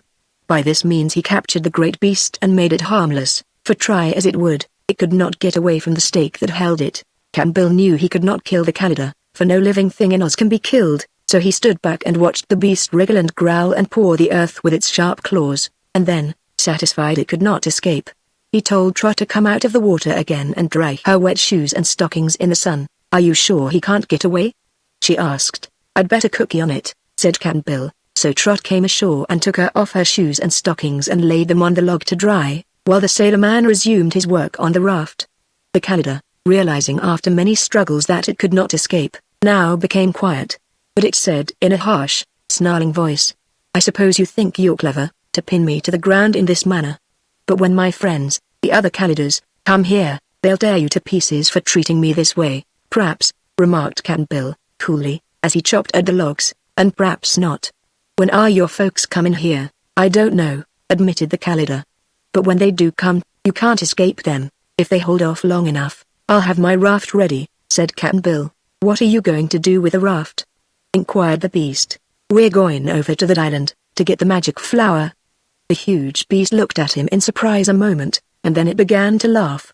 The laugh was a good deal like a roar, and it had a cruel and derisive sound, but it was a laugh nevertheless. "Good," said the Kalidah. "Good. Very good. I'm glad you're going to get the magic flower. But what will you do with it?" "We're going to take it to Ozma, as a present on her birthday." The Kalidah laughed again, then it became sober. "If you get to the land on your raft before my people can catch you," it said, "you will be safe from us. We can swim like ducks, so the girl couldn't have escaped me by getting into the water." "But Kalidahs don't go to that island over there." "Why not?" asked Trot. The beast was silent. "Tell us the reason," urged Cap'n Bill. "Well, it's the Isle of the Magic Flower," answered the Kalidah, "and we don't care much for magic. If you hadn't had a magic leg, instead of a meat one, you couldn't have knocked me over so easily and stuck this wooden pin through me. I've been to the Magic Isle," said the glass cat, "and I've watched the magic flower bloom, and I'm sure it's too pretty to be left in that lonely place where only beasts prowl around it and no one else sees it. So we're going to take it away to the Emerald City." "I don't care," the beast replied in a surly tone. "We Kalidahs would be just as contented if there wasn't a flower in our forest." "What good are the things anyhow? Don't you like pretty things?" asked Trot. "No, you ought to admire my pink brains, anyhow," declared the glass cat. "They're beautiful and you can see 'em work." The beast only growled in reply, and Cap'n Bill, having now cut all his logs to a proper size, began to roll them to the water's edge and fasten them together. Chapter 10 Stuck Fast. The day was nearly gone when, at last, the raft was ready. "It ain't so very big," said the old sailor, "but I don't weigh much, and you, Trot, don't weigh half as much as I do, and the glass pussy don't count, but it's safe, isn't it?" inquired the girl. "Yes, it's good enough to carry us to the island and back again, and that's about all we can expect of it." Saying this, Cap'n Bill pushed the raft into the water, and when it was afloat, stepped upon it and held out his hand to Trot, who quickly followed him. The glass cat boarded the raft last of all. The sailor had cut a long pole, and had also whittled a flat paddle, and with these he easily propelled the raft across the river. As they approached the island, the wonderful flower became more plainly visible, and they quickly decided that the glass cat had not praised it too highly. The colors of the flowers that bloomed in quick succession were strikingly bright and beautiful, and the shapes of the blossoms were varied and curious. Indeed, they did not resemble ordinary flowers at all. So intently did Trot and Cap'n Bill gaze upon the golden flower pot that held the magic flower that they scarcely noticed the island itself until the raft beached upon its sands. But then the girl exclaimed, "How funny it is, Cap'n Bill, that nothing else grows here except the magic flower." Then the sailor glanced at the island and saw that it was all bare ground, without a weed, a stone or a blade of grass. Trot, eager to examine the flower closer, sprang from the raft and ran up the bank until she reached the golden flower pot. Then she stood beside it motionless and filled with wonder. Cap'n Bill joined her, coming more leisurely, and he, too, stood in silent admiration for a time. "Ozma will like this," remarked the glass cat, sitting down to watch the shifting hues of the flowers. "I'm sure she won't have as fine a birthday present from anyone else. Do you suppose it's very heavy, Cap? And can we get it home without breaking it?" asked Trot anxiously. "Well, I've lifted many bigger things than that," he replied. "But let's see what it weighs." He tried to take a step forward, but could not lift his meat foot from the ground. His wooden leg seemed free enough, but the other would not budge. "I seem stuck, Trot," he said, with a perplexed look at his foot. "It ain't mud, and it ain't glue, but something's holding me down." The girl attempted to lift her own feet, to go nearer to her friend, but the ground held them as fast as it held Cap'n Bill's foot. She tried to slide them, or to twist them around, but it was no use. She could not move either foot a hair's breadth. "This is funny," she exclaimed. "What do you suppose has happened to us, Cap'n Bill?" "I'm trying to make out," he answered. "Take off your shoes, Trot. Perhaps it's the leather soles that's stuck to the ground." She leaned down and unlaced her shoes, but found she could not pull her feet out of them. The glass cat, which was walking around as naturally as ever, now said, "Your foot has got roots to it, Can, and I can see the roots going into the ground, where they spread out in all directions. It's the same way with Trot. That's why you can't move. The roots hold you fast." Cap'n Bill was rather fat and couldn't see his own feet very well, but he squatted down and examined Trot's feet and decided that the glass cat was right. "This is hard luck," he declared, in a voice that showed he was uneasy at the discovery. "We're prisoners, Trot, on this funny island, and I'd like to know how we're ever going to get loose, so's we can get home again." "Now I know why the Kalidah laughed at us," said the girl, "and why he said none of the beasts ever came to this island. The horrid creature knew we'd be caught, and wouldn't warn us." In the meantime, the Kalidah, although pinned fast to the earth by Cap'n Bill's stake, was facing the island, and now the ugly expression which passed over its face when it defied and sneered at Cap'n Bill and Trot, had changed to one of amusement and curiosity. When it saw the adventurers had actually reached the island and were standing beside the magic flower, it heaved a breath of satisfaction, a long, deep breath that swelled its deep chest until the beast could feel the stake that held him move a little, as if withdrawing itself from the ground. "Aha!" murmured the Kalidah, "a little more of this will set me free and allow me to escape." So he began breathing as hard as he could, puffing out his chest as much as possible with each indrawing breath, and by doing this he managed to raise the stake with each powerful breath, until at last the Kalidah, using the muscles of his forelegs as well as his deep breaths, found itself free of the sandy soil. The stake was sticking right through him, however, so he found a rock deeply set in the bank and pressed the sharp point of the stake upon the surface of this rock until he had driven it clear through his body. Then, by getting the stake tangled among some thorny bushes, and wiggling his body, he managed to draw it out altogether. "There!" he exclaimed, "except for those 2 holes in me, I'm as good as ever, but I must admit that that old wooden-legged fellow saved both himself and the girl by making me a prisoner." Now the Kalidahs, although the most disagreeable creatures in the land of Oz, were nevertheless magical inhabitants of a magical fairyland, and in their natures a certain amount of good was mingled with the evil. This one was not very revengeful, and now that his late foes were in danger of perishing, his anger against them faded away. "I own Kalidah King," he reflected, "has certain magical powers of his own. Perhaps he knows how to fill up these 2 holes in my body." So without paying any more attention to Trot and Cap'n Bill than they were paying to him, he entered the forest and trotted along a secret path that led to the hidden lair of all the Kalidahs. While the Kalidah was making good its escape, Cap'n Bill took his pipe from his pocket and filled it with tobacco and lighted it. Then, as he puffed out the smoke, he tried to think what could be done. "The glass cat seems all right," he said, "and my wooden leg didn't take roots and grow, either. So it's only flesh that gets caught. It's magic that does it, Can. I know, Trot, and that's what stakes me. We're living in a magic country, but neither of us knows any magic and so we can't help ourselves. Couldn't the Wizard of Oz help us or Glind of the Good?" asked the little girl. "Ah, now we're beginning to reason," he answered. "I'd probably thought that, myself, in a minute more. By good luck the glass cat is free, and so it can run back to the Emerald City and tell the wizard about our fix, and ask him to come and help us get loose. Will you go?" Trot asked the cat, speaking very earnestly. "I'm no messenger, to be sent here and there," asserted the curious animal in a sulky tone of voice. "Well," said Cap'n Bill, "you've got to go home, anyhow, 'cause you don't want to stay here, I take it. And, when you get home, it wouldn't worry you much to tell the wizard what's happened to us." "That's true," said the cat, sitting on its haunches and lazily washing its face with one glass paw. "I don't mind telling the wizard when I get home. Won't you go now?" pleaded Trot. "We don't want to stay here any longer than we can help, and everybody in Oz will be interested in you, and call you a hero, and say nice things about you because you helped your friends out of trouble." That was the best way to manage the glass cat, which was so vain that it loved to be praised. "I'm going home right away," said the creature, "and I'll tell the wizard to come and help you." Saying this, it walked down to the water and disappeared under the surface. Not being able to manage the raft alone, the glass cat walked on the bottom of the river as it had done when it visited the island before, and soon they saw it appear on the farther bank and trot into the forest, where it was quickly lost to sight among the trees. Then Trot heaved a deep sigh. "Can," said she, "we're in a bad fix." There's nothing here to eat, and we can't even lie down to sleep. Unless the glass cat hurries, and the wizard hurries, I don't know what's going to become of us. Chapter 11 The Beasts of the Forest of Gyugyu. That was a wonderful gathering of wild animals in the forest of Gyugyu next sunrise.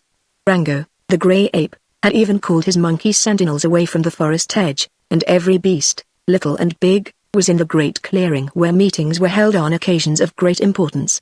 In the center of the clearing stood a great shelving rock, having a flat, inclined surface, and on this sat the stately leopard Gyugyu, who was king of the forest. On the ground beneath him squatted Bru the bear, Lu the unicorn, Rango the grey ape, the king's 3 counselors, and in front of them stood the 2 strange beasts who had called themselves Lyman but were really the transformations of Raido the gnome, and Kikiaru the high-up. Then came the beasts, rows and rows and rows of them. The smallest beasts were nearest the king's rock throne, then there were wolves and foxes, lynxes and hyenas, and the like. Behind them were gathered the monkey tribes, who were hard to keep in order because they teased the other animals and were full of mischievous tricks. Back of the monkeys were the pumas, jaguars, tigers and lions, and their kind, next the bears, all sizes and colors, after them bisons, wild asses, zebras and unicorns, farther on the rhinoceros and hippopotami, and at the far edge of the forest, close to the trees that shut in the clearing, was a row of thick-skinned elephants, still as statues but with eyes bright and intelligent. Many other kinds of beasts, too numerous to mention, were there, and some were unlike any beasts we see in the menageries and zoos in our country. Some were from the mountains west of the forest, and some from the plains at the east, and some from the river. All present acknowledged the leadership of Gyugyu, who for many years had ruled them wisely and forced all to obey the laws. When the beasts had taken their places in the clearing and the rising sun was shooting its first bright rays over the treetops, King Gyugyu rose on his throne. The leopard's giant form, towering above all the others, caused a sudden hush to fall on the assemblage. "Brothers," he said in his deep voice, "a stranger has come among us, a beast of curious form who is a great magician and is able to change the shapes of men or beasts at his will. This stranger has come to us, with another of his kind, from out of the sky, to warn us of a danger which threatens us all, and to offer us a way to escape from that danger. He says he is our friend, and he has proved to me and to my counselors his magic powers. Will you listen to what he has to say to you, to the message he has brought from the sky? Let him speak." Came in a great roar from the great company of assembled beasts. So Raido the gnome sprang upon the flat rock beside Gyugyu the king, and another roar, gentle this time, showed how astonished the beasts were at the sight of his curious form. His lion's face was surrounded by a mane of pure white hair. His eagle's wings were attached to the shoulders of his monkey body and were so long that they nearly touched the ground. He had powerful arms and legs in addition to the wings, and at the end of his long, strong tail was a golden ball. Never had any beast beheld such a curious creature before, and so the very sight of the stranger, who was said to be a great magician, filled all present with awe and wonder. Kiki stayed down below and, half hidden by the shelf of rock, was scarcely noticed. The boy realized that the old gnome was helpless without his magic power, but he also realized that Raido was the best talker. So he was willing the gnome should take the lead. "Beasts of the forest of Gyugyu," began Raido the gnome, "my comrade and I are your friends. We are magicians, and from our home in the sky we can look down into the land of Oz and see everything that is going on. Also we can hear what the people below us are saying. That is how we heard Ozma, who rules the land of Oz, say to her people, the beasts in the forest of Gyugyu are lazy and are of no use to us. Let us go to their forest and make them all our prisoners. Let us tie them with ropes, and beat them with sticks, until they work for us and become our willing slaves." And when the people heard Ozma of Oz say this, they were glad and raised a great shout and said, "We will do it. We will make the beasts of the forest of Gyugyu our slaves." The wicked old gnome could say no more, just then, for such a fierce roar of anger rose from the multitude of beasts that his voice was drowned by the clamor. Finally the roar died away, like distant thunder, and Raido the gnome went on with his speech. "Having heard the Oz people plot against your liberty, we watched to see what they would do, and saw them all begin making ropes long and short with which to snare our friends the beasts. You are angry, but we also were angry, for when the Oz people became the enemies of the beasts they also became our enemies, for we, too, are beasts, although we live in the sky. And my comrade and I said, we will save our friends and have revenge on the Oz people, and so we came here to tell you of your danger and of our plan to save you. We can save ourselves," cried an old elephant. "We can fight. The Oz people are fairies, and you can't fight against magic unless you also have magic," answered the gnome, Tell us your plan," shouted the huge tiger, and the other beasts echoed his words, crying, "Tell us your plan." "My plan is simple," replied Raido. "By our magic we will transform all you animals into men and women like the Oz people, and we will transform all the Oz people into beasts. You can then live in the fine houses of the land of Oz, and eat the fine food of the Oz people, and wear their fine clothes, and sing and dance and be happy. And the Oz people, having become beasts, will have to live here in the forest and hunt and fight for food, and often go hungry, as you now do, and have no place to sleep but a bed of leaves or a hole in the ground. Having become men and women, you beasts will have all the comforts you desire, and having become beasts, the Oz people will be very miserable. That is our plan, and if you agree to it, we will all march at once into the land of Oz and quickly conquer our enemies." When the stranger ceased speaking, a great silence fell on the assemblage, for the beasts were thinking of what he had said. Finally one of the walruses asked, "Can you really transform beasts into men, and men into beasts?" He can," cried Lou the unicorn, prancing up and down in an excited manner. "He transformed me, only last evening, and he can transform us all." Gugu the king now stepped forward. "You have heard the stranger speak," said he, "and now you must answer him. It is for you to decide. Shall we agree to this plan, or not?" "Yes," shouted some of the animals. "No," shouted others, and some were yet silent. Gugu looked around the great circle. "Take more time to think," he suggested. "Your answer is very important. Up to this time we have had no trouble with the Oz people, but we are proud and free, and never will become slaves. Think carefully, and when you are ready to answer, I will hear you." Chapter 12 Kiki uses his magic. Then arose a great confusion of sounds as all the animals began talking to their fellows. The monkeys chattered and the bears growled and the voices of the jaguars and lions rumbled, and the wolves yelped and the elephants had to trumpet loudly to make their voices heard. Such a hubbub had never been known in the forest before, and each beast argued with his neighbor until it seemed the noise would never cease. Raido the gnome waved his arms and fluttered his wings to try to make them listen to him again, but the beasts paid no attention. Some wanted to fight the Oz people, some wanted to be transformed, and some wanted to do nothing at all. The growling and confusion had grown greater than ever when in the flash silence fell on all the beasts present. Arguments were hushed, and all gazed in astonishment at a strange sight. For into the circle strode a great lion bigger and more powerful than any other lion there, and on his back rode a little girl who smiled fearlessly at the multitude of beasts. And behind the lion and the little girl came another beast, a monstrous tiger, who bore upon his back a funny little man carrying a black bag. Right past the rows of wondering beasts the strange animals walked, advancing until they stood just before the rock throne of Gugu. Then the little girl and the funny little man dismounted, and the great lion demanded in a loud voice, "Who is king in this forest?" "I am," answered Gugu, looking steadily at the other. "I am Gugu the leopard, and I am king of this forest." "Then I greet your majesty with great respect," said the lion. "Perhaps you have heard of me, Gugu. I am called the Cowardly Lion, and I am king of all beasts, the world over." Gugu's eyes flashed angrily. "Yes," said he, "I have heard of you. You have long claimed to be king of beasts, but no beast who is a coward can be king over me." "He isn't a coward, your majesty," asserted the little girl. "He's just cowardly, that's all." Gugu looked at her. All the other beasts were looking at her, too. "Who are you?" asked the king. "Me?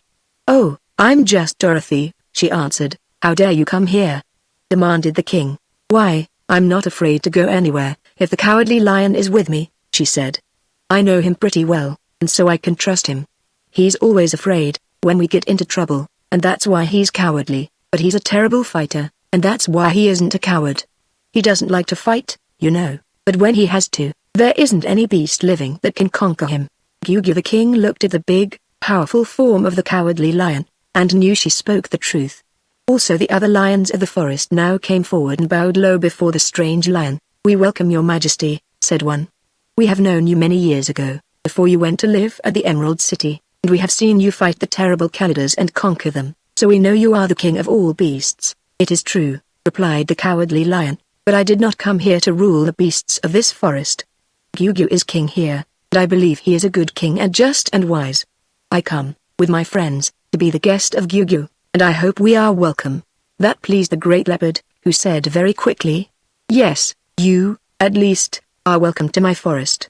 But who are these strangers with you?" "Dorothy has introduced herself," replied the lion, "and you are sure to like her when you know her better. This man is the Wizard of Oz, a friend of mine who can do wonderful tricks of magic.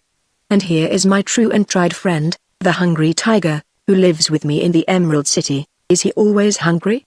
asked Lou the unicorn. "I am," replied the tiger, answering the question himself. "I am always hungry for fat babies. Can't you find any fat babies in Oz to eat?" inquired Lou, the unicorn. "There are plenty of them, of course," said the tiger, "but unfortunately I have such a tender conscience that it won't allow me to eat babies. So I'm always hungry for M and never can eat M, because my conscience won't let me." Now of all the surprised beasts in that clearing, not one was so much surprised at the sudden appearance of these four strangers as Raido the gnome. He was frightened, too, but he recognized them as his most powerful enemies, but he also realized that they could not know he was the former king of the gnomes, because of the beast's form he wore, which disguised him so effectually. So he took courage and resolved that the wizard and Dorothy should not defeat his plans. It was hard to tell, just yet, what the vast assemblage of beasts thought of the new arrivals. Some glared angrily at them, but more of them seemed to be curious and wondering. All were interested, however, and they kept very quiet and listened carefully to all that was said. Kikiaru, who had remained unnoticed in the shadow of the rock, was at first more alarmed by the coming of the strangers than even Raido was, and the boy told himself that unless he acted quickly and without waiting to ask the advice of the old gnome, their conspiracy was likely to be discovered and all their plans to conquer and rule Oz be defeated.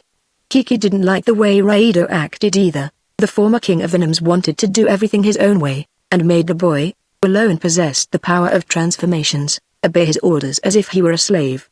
Another thing that disturbed Kikiaru was the fact that a real wizard had arrived, who was said to possess many magical powers, and this wizard carried his tools in a black bag. He was a friend of the Oz people, and so would probably try to prevent war between the beasts of the forest and the people of Oz. All these things passed through the mind of the high-up boy while the Cowardly Lion and Gugu the King were talking together, and that was why he now began to do several strange things. He had found a place, near to the point where he stood, where there was a deep hollow in the rock, so he put his face into this hollow and whispered softly, so he would not be heard. "I want the Wizard of Oz to become a fox." The wizard, who had stood smilingly beside his friends, suddenly felt his form change to that of a fox, and his black bag fell to the ground. Kiki reached out an arm and seized the bag, and the fox cried as loud as it could. "Treason! There's a traitor here with magic powers." Everyone was startled at this cry, and Dorothy, seeing her old friend's plight, screamed and exclaimed, "Mercy me!" But the next instant the little girl's form had changed to that of a lamb with fleecy white wool, and Dorothy was too bewildered to do anything but look around her in wonder. The Cowardly Lion's eyes now flashed fire. He crouched low and lashed the ground with his tail and gazed around to discover who the treacherous magician might be. But Kiki, who had kept his face in the hollow rock, again whispered the magic word, and the great lion disappeared and in his place stood the little boy dressed in Munchkin costume. The little Munchkin boy was as angry as the lion had been, but he was small and helpless. Raido the gnome saw what was happening and was afraid Kiki would spoil all his plans, so he leaned over the rock and shouted, "Stop, Kiki, stop." Kiki would not stop, however. Instead, he transformed the gnome into a goose, to Raido's horror and dismay. But the hungry tiger had witnessed all these transformations, and he was watching to see which of those present was to blame for them. When Raido spoke to Kiki, the hungry tiger knew that he was the magician, so he made a sudden spring and hurled his great body full upon the form of the Lyman crouching against the rock. Kiki didn't see the tiger coming because his face was still in the hollow, and the heavy body of the tiger bore him to the earth just as he said "Bye-skskl." For the 5th time, so now the tiger which was crushing him changed to a rabbit, and relieved of its weight, Kiki sprang up and, spreading his eagle's wings, flew into the branches of a tree, where no beast could easily reach him. He was not an instant too quick in doing this, for Gugu the King had crouched on the rock's edge and was about to spring on the boy. From his tree Kiki transformed Gugu into a fat Gillikin woman, and laughed loud to see how the woman pranced with rage, and how astonished all the beasts were at their king's new shape. The beasts were frightened, too, fearing they would share the fate of Gugu, so a stampede began when Rango the grey ape sprang into the forest, and Bru the bear and Lu the unicorn followed as quickly as they could. The elephants backed into the forest, and all the other animals, big and little, rushed after them, scattering through the jungles until the clearing was far behind. The monkeys scrambled into the trees and swung themselves from limb to limb, to avoid being trampled upon by the bigger beasts, and they were so quick that they distanced all the rest. A panic of fear seemed to have overtaken the forest people and they got as far away from the terrible magician as they possibly could.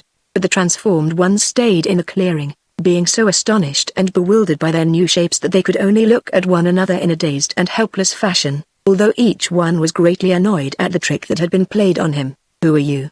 the Munchkin boy asked the rabbit. "And who are you?" the fox asked the lamb. "And who are you?" the rabbit asked the fat guy-like-in woman. "I'm Dorothy," said the woolly lamb. "I'm the wizard," said the fox. "I'm the cowardly lion," said the Munchkin boy. "I'm the hungry tiger," said the rabbit. "I'm Gugu the king," said the fat woman. But when they asked the goose who he was, Raido the gnome would not tell them. "I'm just a goose," he replied, "and what I was before, I cannot remember." Chapter 13 The Loss of the Black Bag. Kikiaru, in the form of the Lyman had scrambled into the high, thick branches of the tree, so no one could see him, and there he opened the wizard's black bag, which he had carried away in his flight. He was curious to see what the wizard's magic tools looked like, and hoped he could use some of them and so secure more power, but after he had taken the articles, one by one, from the bag, he had to admit they were puzzles to him. For, unless he understood their uses, they were of no value whatever.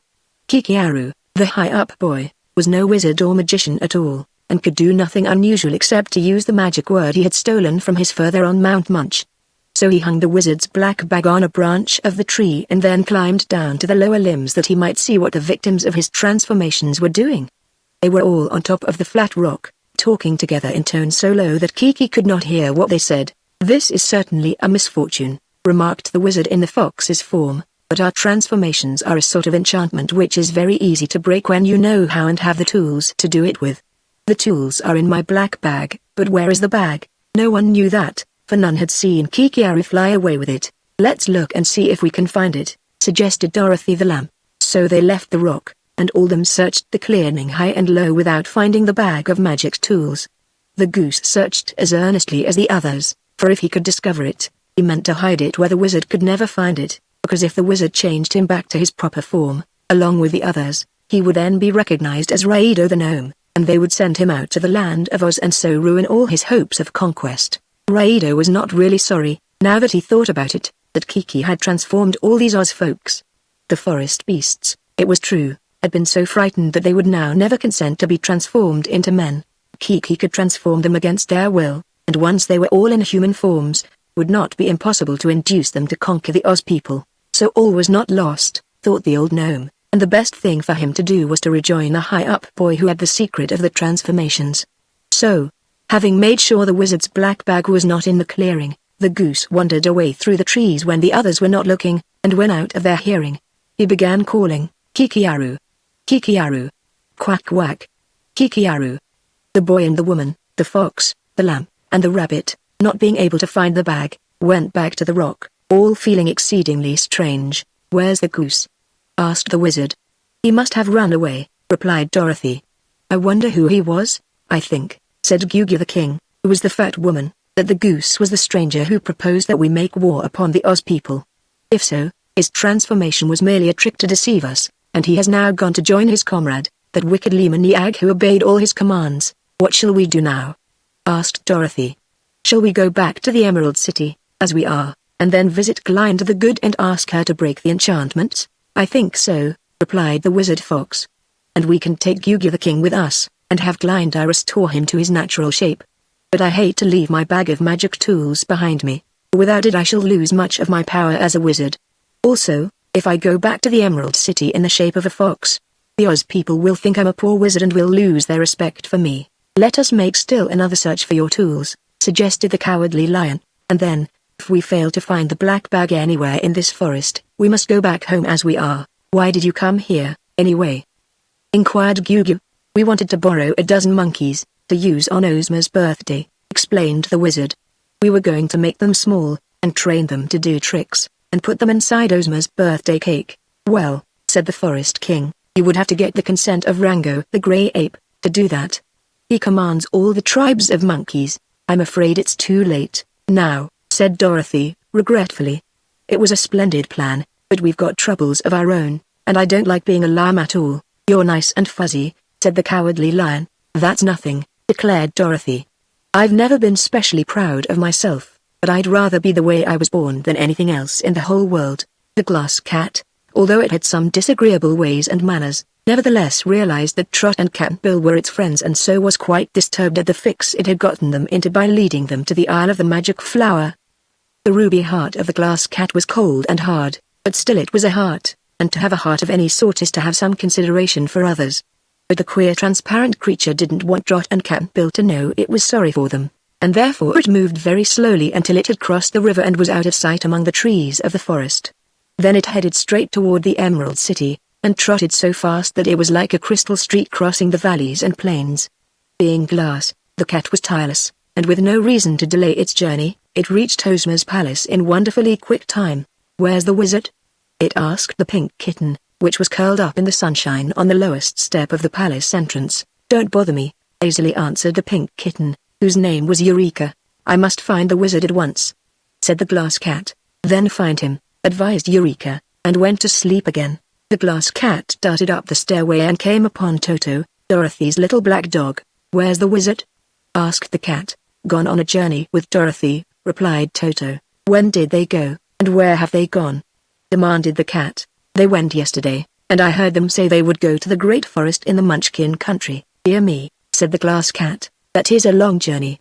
"But they rode on the hungry tiger and the cowardly lion," explained Toto, "and the wizard carried his black bag of magic tools." The glass cat knew the great forest of Gugu well, for it had traveled through this forest many times in its journeys through the land of Oz. And it reflected that the forest of Gugu was nearer to the Isle of the Magic Flower than the Emerald City was, and so, if it could manage to find the wizard, could lead him across the Gilliken country to where Trot and Cap'n Bill were prisoned. It was a wild country and little traveled. The glass cat knew every path. So very little time need be lost, after all. Without stopping to ask any more questions, the cat darted out of the palace and away from the Emerald City, taking the most direct route to the forest of Gugu. Again the creature flashed through the country like a streak of light, and it would surprise you to know how quickly it reached the edge of the great forest. There were no monkey guards among the trees to cry out a warning, and this was so unusual that it astonished the glass cat. Going farther into the forest, it presently came upon a wolf, which at first bounded away in terror. But then, seeing it was only a glass cat, the wolf stopped, and the cat could see it was trembling, as if from a terrible fright. "What's the matter?" asked the cat. "A dreadful magician has come among us," exclaimed the wolf, "and he's changing the forms of all the beasts quick as a wink and making them all his slaves." The glass cat smiled and said, "Why, that's only the Wizard of Oz. He may be having some fun with you forest people, but the wizard wouldn't hurt a beast for anything." "I don't mean the wizard," explained the wolf. "And if the Wizard of Oz is that funny little man who rode a great tiger into the clearing, he's been transformed himself by the terrible magician." "The wizard transformed? Why, that's impossible," declared the glass cat. "No, it isn't. I saw him with my own eyes, changed into the form of a fox, and the girl who was with him was changed to a woolly lamb." The glass cat was indeed surprised. "When did that happen?" it asked. "Just a little while ago in the clearing. All the animals had met there, but they ran away when the magician began his transformations, and I'm thankful I escaped with my natural shape. But I'm still afraid, and I'm going somewhere to hide." With this the wolf ran on, and the glass cat, which knew where the big clearing was, went toward it. But now it walked more slowly. Its pink brains rolled and tumbled around at a great rate because it was thinking over the amazing news the wolf had told it. When the glass cat reached the clearing, it saw a fox, a lamb, a rabbit, a munchkin boy and a fat Gilliken woman, all wandering around in an aimless sort of way, for they were again searching for the black bag of magic tools. The cat watched them a moment and then it walked slowly into the open space. At once the lamb ran toward it, crying, "Oh, wizard, here's the glass cat." "Where, Dorothy?" asked the fox. "Here." The boy and the woman and the rabbit now joined the fox and the lamb, and they all stood before the glass cat and speaking together, almost like a chorus, asked, "Have you seen the black bag?" "Often," replied the glass cat, "but not lately." "It's lost," said the fox, "and we must find it." "Are you the wizard?" asked the cat. "Yes, and who are these others?" "I'm Dorothy," said the lamb. "I'm the cowardly lion," said the munchkin boy. "I'm the hungry tiger," said the rabbit. "I'm Gugu, king of the forest," said the fat woman. The glass cat sat on its hind legs and began to laugh.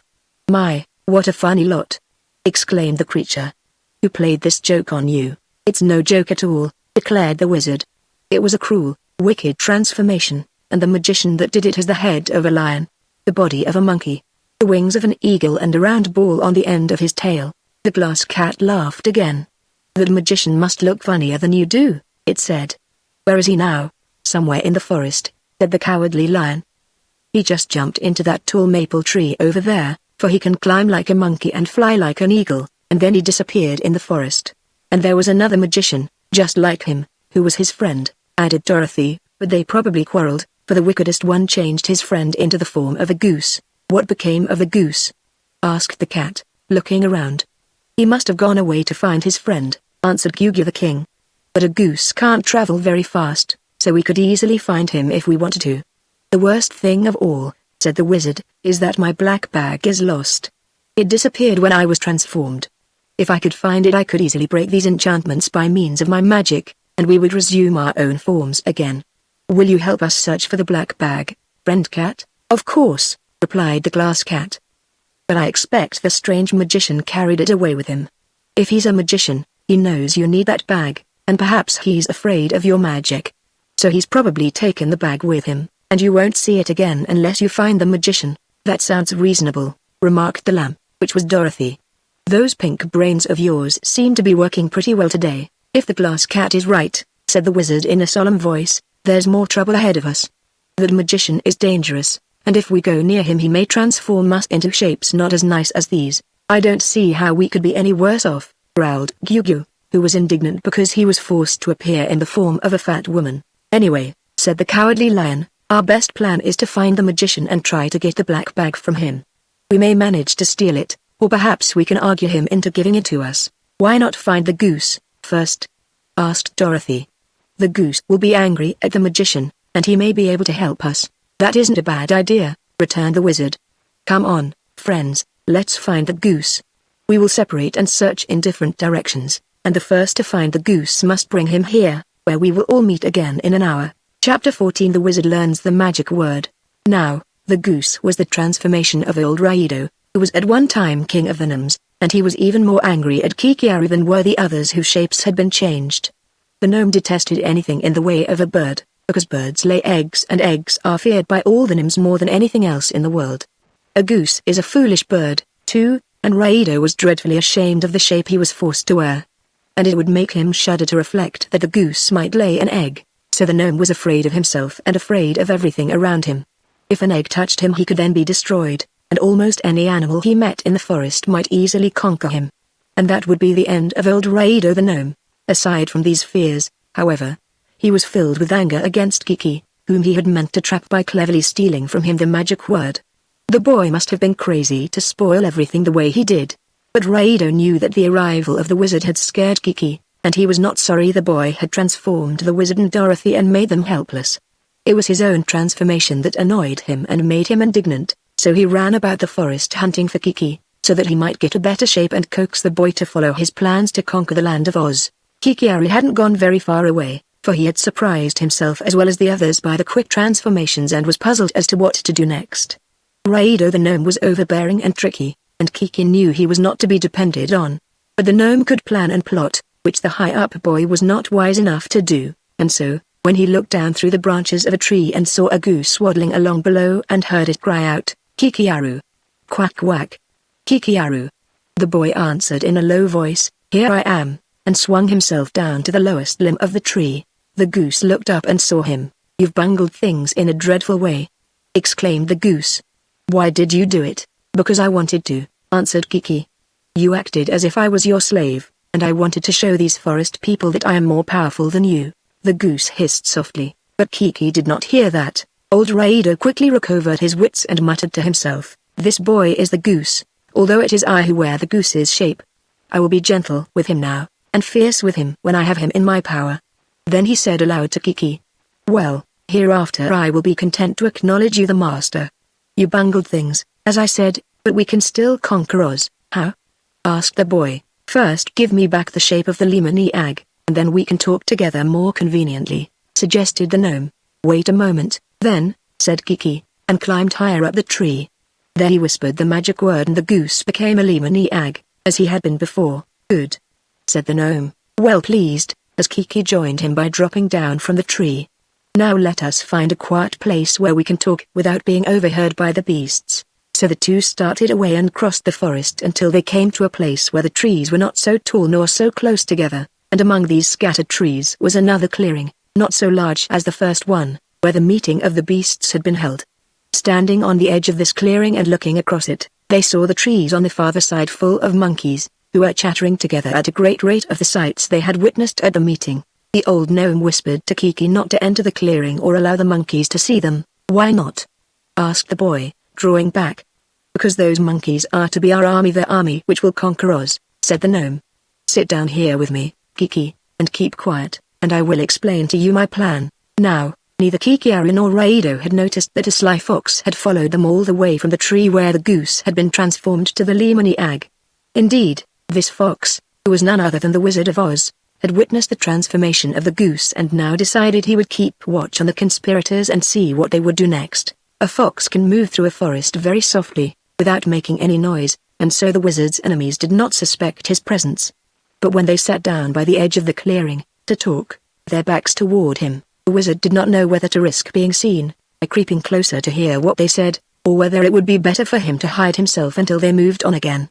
While he considered this question, he discovered near him a great tree which had a hollow trunk, and there was a round hole in this tree, about 3 feet above the ground. The wizard fox decided it would be safer for him to hide inside the hollow tree, so he sprang into the hole and crouched down in the hollow, so that his eyes just came to the edge of the hole by which he had entered, and from here he watched the forms of the two Lyman eggs. "This is my plan," said the gnome to Kiki, speaking so low that the wizard could only hear the rumble of his voice. "Since you can transform anything into any form you wish, we will transform these monkeys into an army. With that army we will conquer the Oz people." "The monkeys won't make much of an army," objected Kiki. "We need a great army, but not a numerous one," responded the gnome. "You will transform each monkey into a giant man, dressed in a fine uniform and armed with a sharp sword. There are 50 monkeys over there, and 50 giants would make as big an army as we need." "What will they do with the swords?" asked Kiki.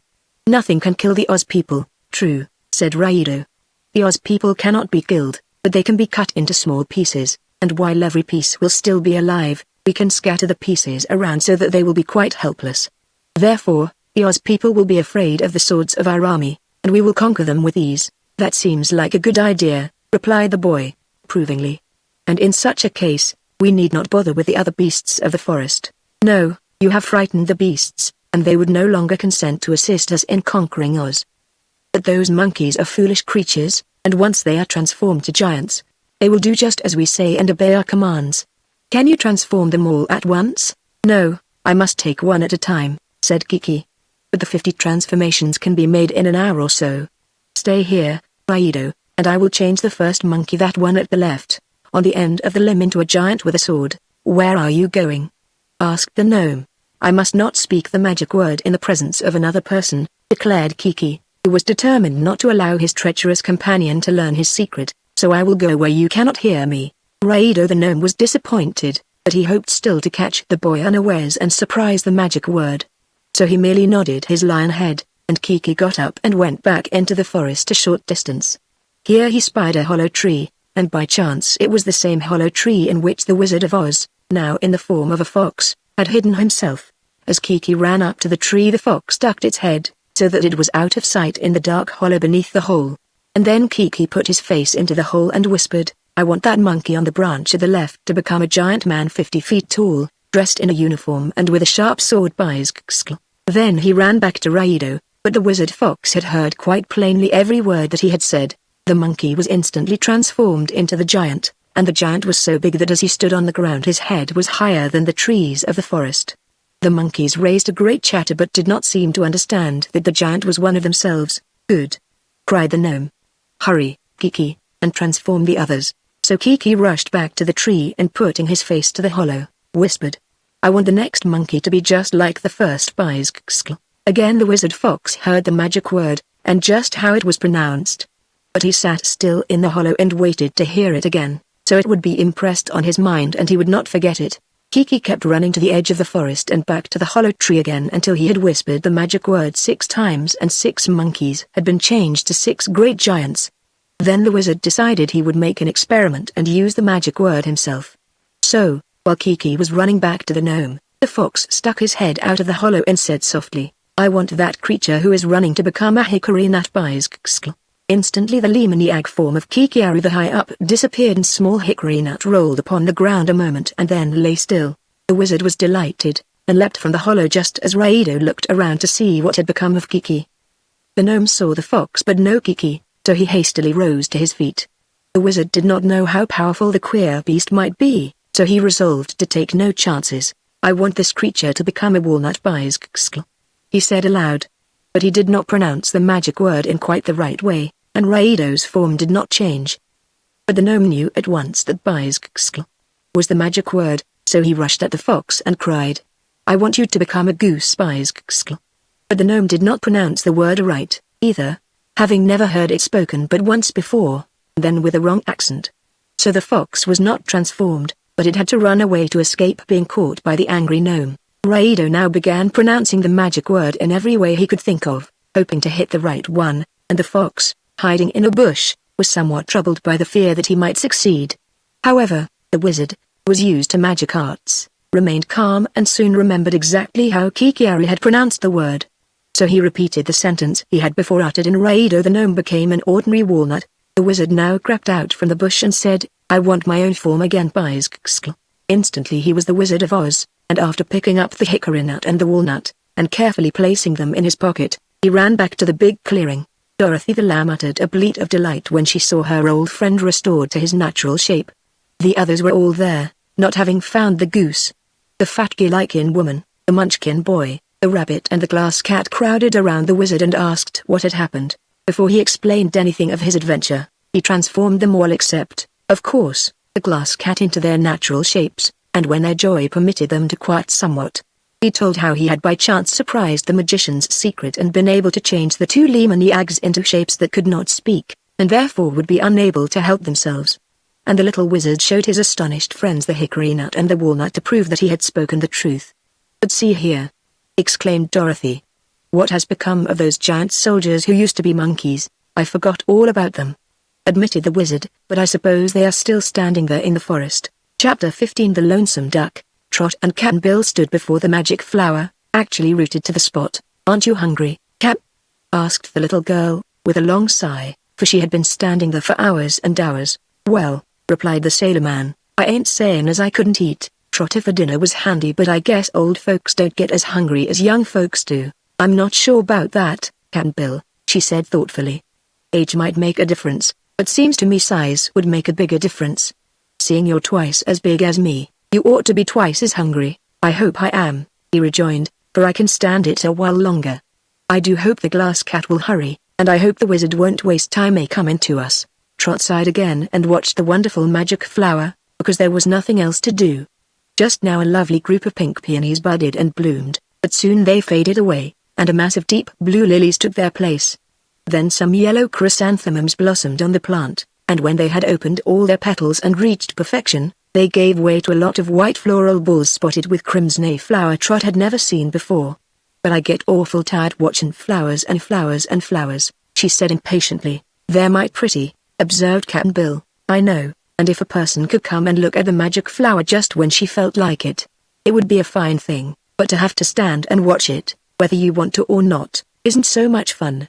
I wish, Cap'n Bill, the thing would grow fruit for a while instead of flowers. Scarcely had she spoken when the white balls with crimson spots faded away and a lot of beautiful ripe peaches took their place. With a cry of mingled surprise and delight, Trot reached out and plucked a peach from the bush and began to eat it, finding it delicious.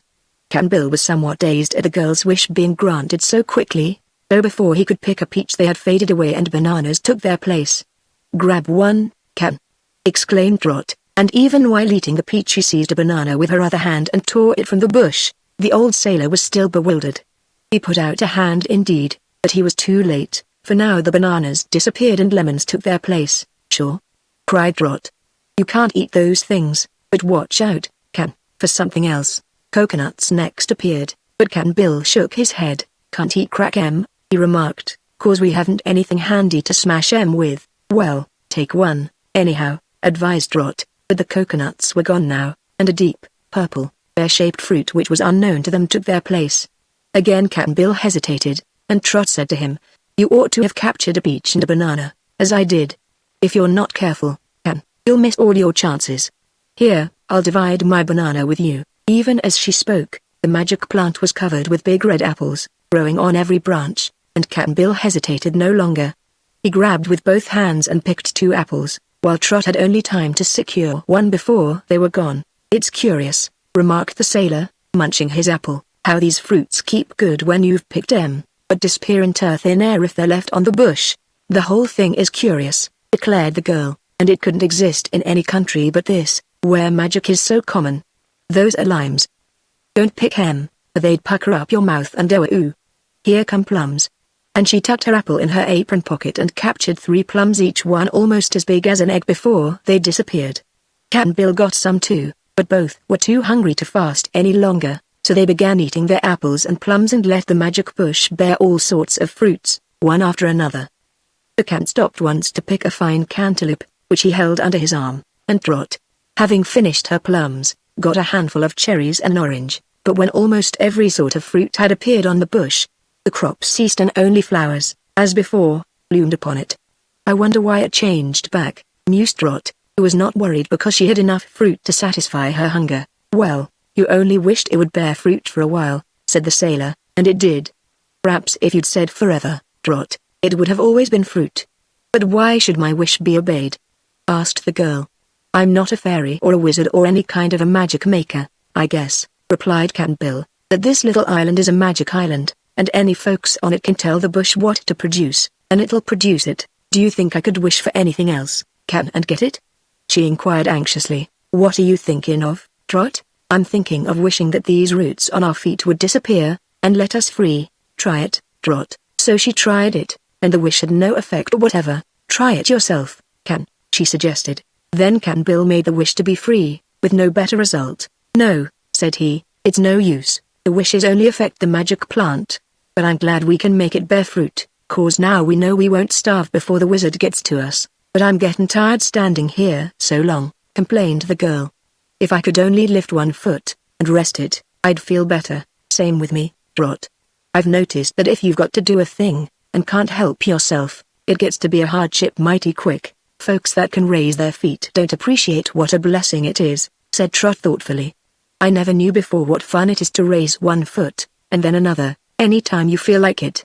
"There's lots o' things folks don't appreciate," replied the sailor man. "If something would most stop your breath, you'd think breathing easy was the finest thing in life. When a person's well, he don't realize how jolly it is. But when he gets sick he remembers the time he was well, and wishes that time would come back.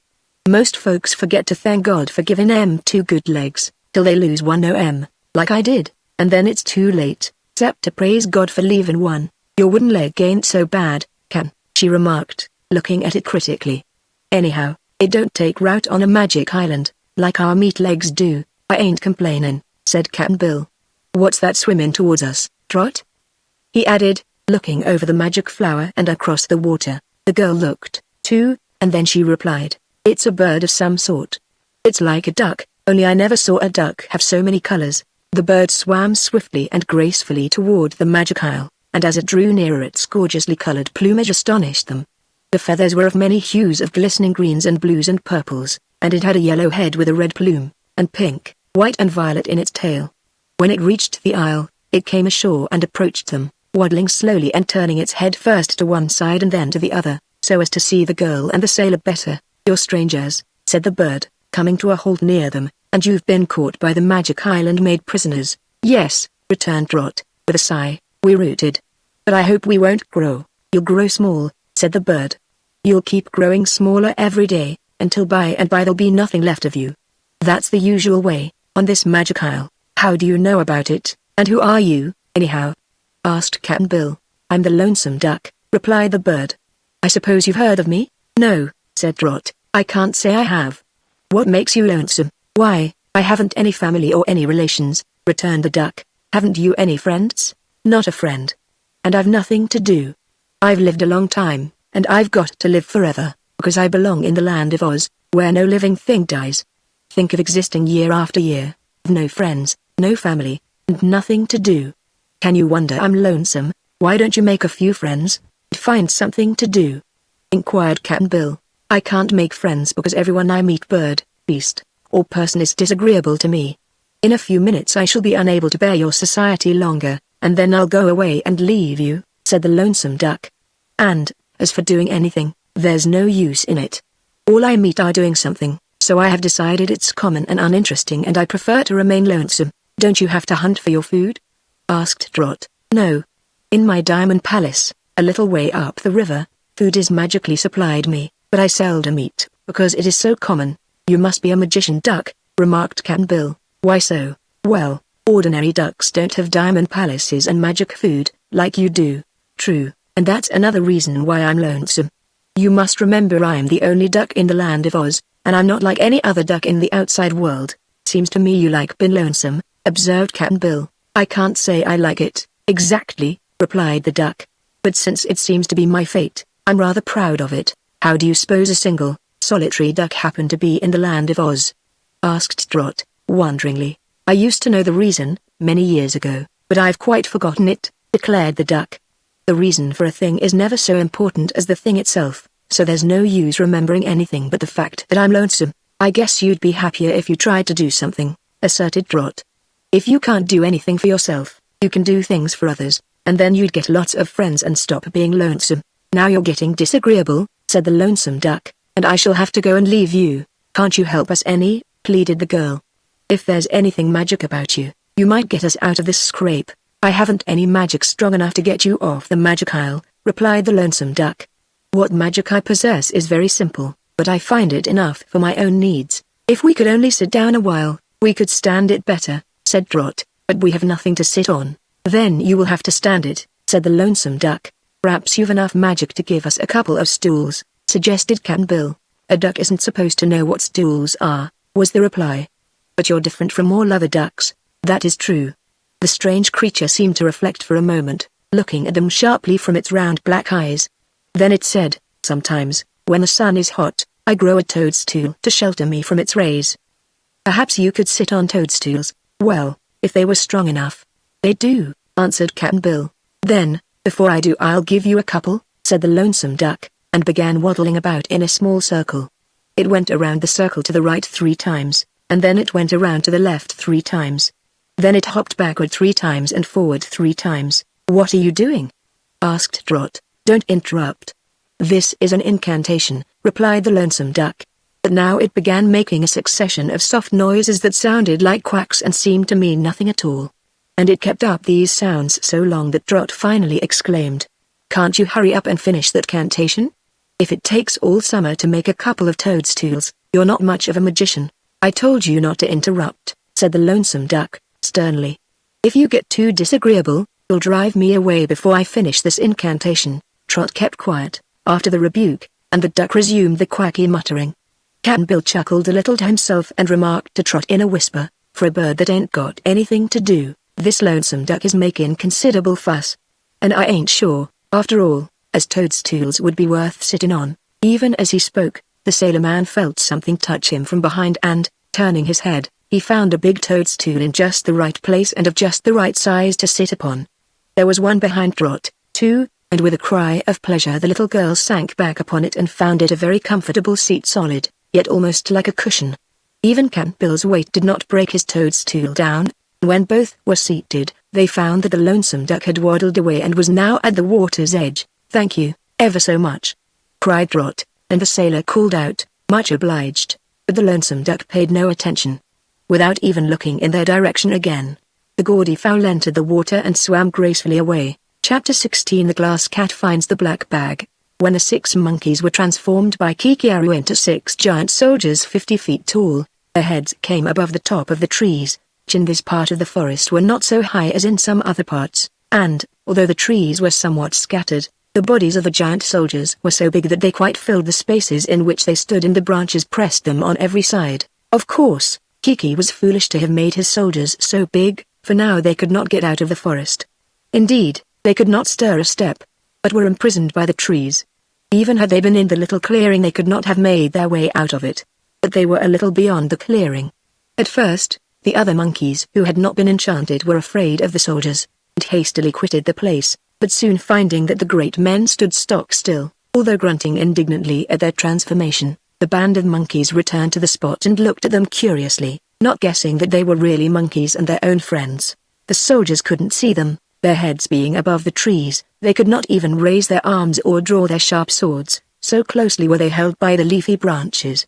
So the monkeys, finding the giants helpless, began climbing up their bodies, and presently all the band were perched on the shoulders of the giants and peering into their faces. "I'm Abu, your father," cried one soldier to a monkey who had perched upon his left ear, "but some cruel person has enchanted me." "I'm your Uncle Pika," said another soldier to another monkey. So, very soon all the monkeys knew the truth and were sorry for their friends and relations and angry at the person whoever it was who had transformed them. There was a great chattering among the treetops. The noise attracted other monkeys, so that the clearing and all the trees around were full of them. Rango, the grey ape, who was the chief of all the monkey tribes of the forest, heard the uproar and came to see what was wrong with his people. And Rango, being wiser and more experienced, at once knew that the strange magician who looked like a mixed-up beast was responsible for the transformations. He realized that the 6 giant soldiers were helpless prisoners, because of their size, and knew he was powerless to release them. So, although he feared to meet the terrible magician, he hurried away to the great clearing to tell Gugu the king what had happened and to try to find the Wizard of Oz and get him to save his 6 enchanted subjects. Rango darted into the great clearing just as the wizard had restored all the enchanted ones round him to their proper shapes, and the grey ape was glad to hear that the wicked magician beast had been conquered. "But now, O mighty wizard, you must come with me to where 6 of my people are transformed into 6 great giant men," he said, "for if they are allowed to remain there, their happiness and their future lives will be ruined." The wizard did not reply at once, for he was thinking this a good opportunity to win Rango's consent to his taking some monkeys to the Emerald City for Ozma's birthday cake. "It is a great thing you ask of me, O Rango the grey ape," said he, "for the bigger the giants are the more powerful their enchantment, and the more difficult it will be to restore them to their natural forms. However, I will think it over." Then the wizard went to another part of the clearing and sat on a log and appeared to be in deep thought. The glass cat had been greatly interested in the grey ape's story and was curious to see what the giant soldiers looked like. Hearing that their heads extended above the treetops, the glass cat decided that if it climbed the tall avocado tree that stood at the side of the clearing, it might be able to see the giants' heads. So, without mentioning her errand, the crystal creature went to the tree and, by sticking her sharp glass claws in the bark, easily climbed the tree to its very top and, looking over the forest, saw the 6 giant heads, although they were now a long way off. It was, indeed, a remarkable sight, for the huge heads had immense soldier caps on them, with red and yellow plumes and looked very fierce and terrible, although the monkey hearts of the giants were at that moment filled with fear. Having satisfied her curiosity, the glass cat began to climb down from the tree more slowly. Suddenly she discerned the wizard's black bag hanging from a limb of the tree. She grasped the black bag in her glass teeth, and although it was rather heavy for so small an animal, managed to get it free and to carry it safely down to the ground. Then she looked around for the wizard and seeing him seated upon the stump she hid the black bag among some leaves and then went over to where the wizard sat. "I forgot to tell you," said the glass cat, "that Trot and Cap'n Bill are in trouble, and I came here to hunt you up and get you to go and rescue them." "Good gracious, cat. Why didn't you tell me before?"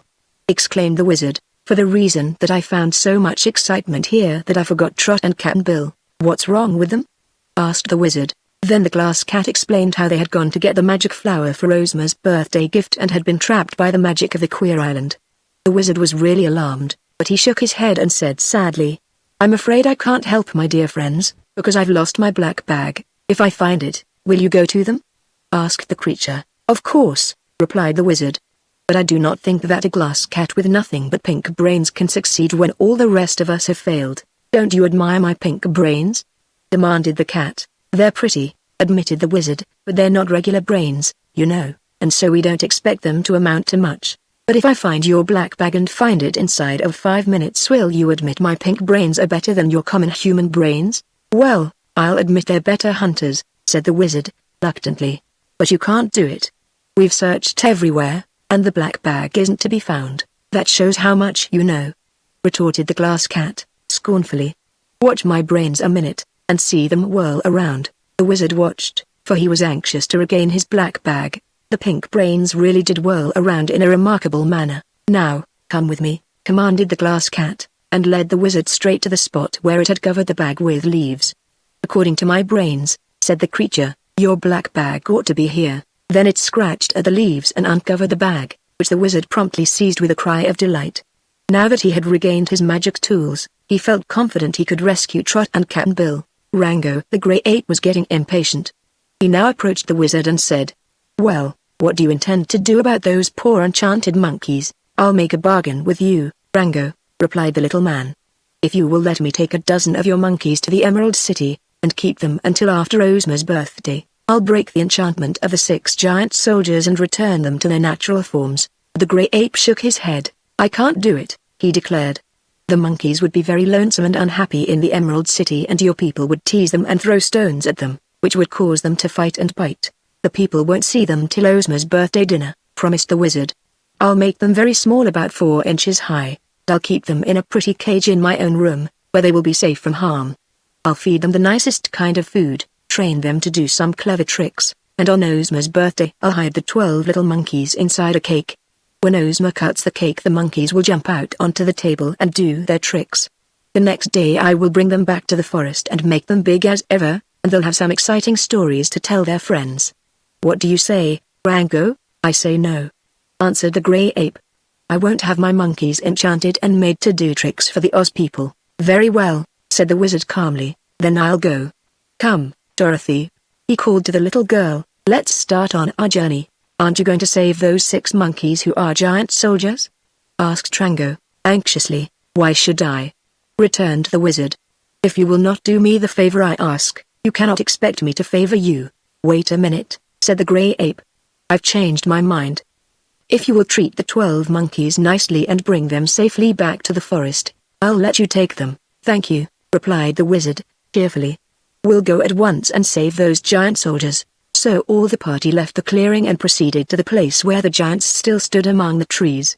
Hundreds of monkeys, apes, baboons and orangutans had gathered round, and their wild chatter could be heard a mile away. The Grey Ape soon hushed the babel of sounds, and the wizard lost no time in breaking the enchantments. First one and then another giant soldier disappeared and became an ordinary monkey again, and the 6 were shortly returned to their friends in their proper forms. This action made the wizard very popular with a great army of monkeys, and when the Grey Ape announced that the wizard wanted to borrow 12 monkeys to take to the Emerald City for a couple of weeks, and asked for volunteers, nearly 100 offered to go, so great was their confidence in the little man who had saved their comrades. The wizard selected a dozen that seemed intelligent and good-tempered, and then he opened his black bag and took out a queerly shaped dish that was silver on the outside and gold on the inside. Into this dish he poured a powder and set fire to it. It made a thick smoke that quite enveloped the 12 monkeys, as well as the form of the wizard. When the smoke cleared away, the dish had been changed to a golden cage with silver bars, and the 12 monkeys has become about 3 inches high and were all seated comfortably inside the cage. The thousands of hairy animals who had witnessed this act of magic were much astonished and applauded the wizard by barking aloud and shaking the limbs of the trees in which they sat. Dorothy said, "It was a fine trick, wizard." And the Grey Ape remarked, "You are certainly the most wonderful magician in all the land of Oz." "Oh, no," modestly replied the little man. "Glinda's magic is better than mine, but mine seems good enough to use on ordinary occasions. And now, Rango, we will say goodbye, and I promise to return your monkeys as happy and safe as they are now." The wizard rode on the back of the hungry tiger and carried the cage of monkeys very carefully, so as not to joggle them. Dorothy rode on the back of the cowardly lion, and the glass cat trotted, as before, to show them the way. Gugu the king crouched upon a log and watched them go, but as he bade them farewell, the enormous leopard said, "I know now that you are the friends of beasts and that the forest people may trust you. Whenever the Wizard of Oz and Princess Dorothy enter the forest of Gugu hereafter, they will be as welcome and as safe with us as ever they are in the Emerald City." Chapter 17 A Remarkable Journey. "You see," explained the glass cat, "that Magic Isle where Trot and Cap'n Bill are stuck is also in the Skeleton country over at the east side of it, and it's no farther to go across lots from here than it is from here to the Emerald City. So we'll save time by cutting across the mountains." "Are you sure you know the way?" asked Dorothy. "I know all the land of Oz better than any other living creature knows it," asserted the glass cat. "Go ahead, then, and guide us," said the wizard. "We've left our poor friends helpless too long already, and the sooner we rescue them the happier they'll be. Are you sure you can get them out of their fix?" the little girl inquired. "I've no doubt of it," the wizard assured her. "But I can't tell what sort of magic I must use until I get to the place and discover just how they are enchanted. "I've heard of that magic isle where the wonderful flower grows," remarked the Cowardly Lion. "Long ago, when I used to live in the forests, the beasts told stories about the isle and how the magic flower was placed there to entrap strangers, men or beasts." "Is the flower really wonderful?" questioned Dorothy. "I have heard it is the most beautiful plant in the world," answered the lion. "I have never seen it myself, but friendly beasts have told me that they have stood on the shore of the river and looked across at the plant in the gold flower pot and seen hundreds of flowers, of all sorts and sizes, blossom upon it in quick succession. It is said that if one picks the flowers while they are in bloom, they will remain perfect for a long time, but if they are not picked, they soon disappear and are replaced by other flowers. That, in my opinion, make the magic plant the most wonderful in existence. But these are only stories," said the girl. "Has any of your friends ever picked a flower from the wonderful plant?" "No," admitted the Cowardly Lion, "for if any living thing ventures upon the magic isle, where the golden flower pot stands, that man or beast takes root in the soil and cannot get away again." "What happens to them, then?" asked Dorothy. "They grow smaller, hour by hour and day by day, and finally disappear entirely." "Then," said the girl anxiously, "we must hurry up, or Cap'n Bill and Trot will get too small to be comfortable." They were proceeding at a rapid pace during this conversation, for the Hungry Tiger and the Cowardly Lion were obliged to move swiftly in order to keep pace with the Glass Cat. After leaving the forest of Gugu, they crossed a mountain range, and then a broad plain, after which they reached another forest, much smaller than that where Gugu ruled. "The magic isle is in this forest," said the Glass Cat, "but the river is at the other side of the forest. There is no path through the trees. If we keep going east, we will find the river, then it will be easy to find the magic isle." "Have you ever traveled this way before?" inquired the wizard. "Not exactly," admitted the cat, "but I know we shall reach the river if we go east through the forest." "Lead on, then," said the wizard. The Glass Cat started away, and at first it was easy to pass between the trees. Before long the underbrush and vines became thick and tangled, and after pushing their way through these obstacles for a time, our travelers came to a place where even the Glass Cat could not push through. "We'd better go back and find a path," suggested the Hungry Tiger. "I'm surprised at you," said Dorothy, eyeing the Glass Cat severely. "I'm surprised, myself," replied the cat. "But it's a long way around the forest to where the river enters it, and I thought we could save time by going straight through." "No one can blame you," said the wizard, "and I think, instead of turning back, I can make a path that will allow us to proceed." He opened his black bag and after searching among his magic tools drew out a small axe, made of some metal so highly polished that it glittered brightly even in the dark forest.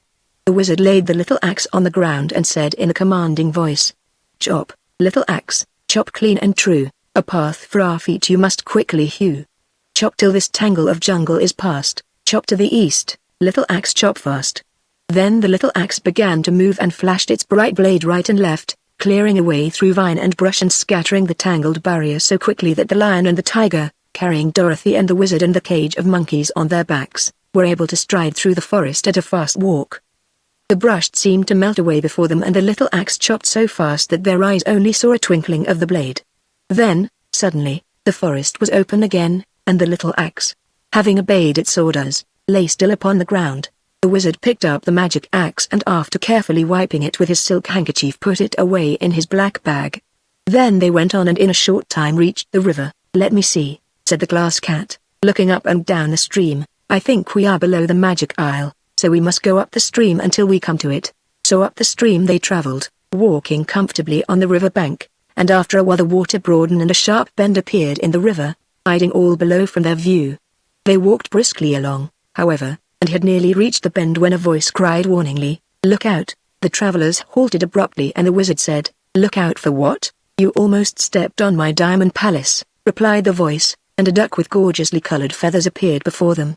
"Beasts and men are terribly clumsy," continued the duck in an irritated tone, "and you've no business on this side of the river, anyway."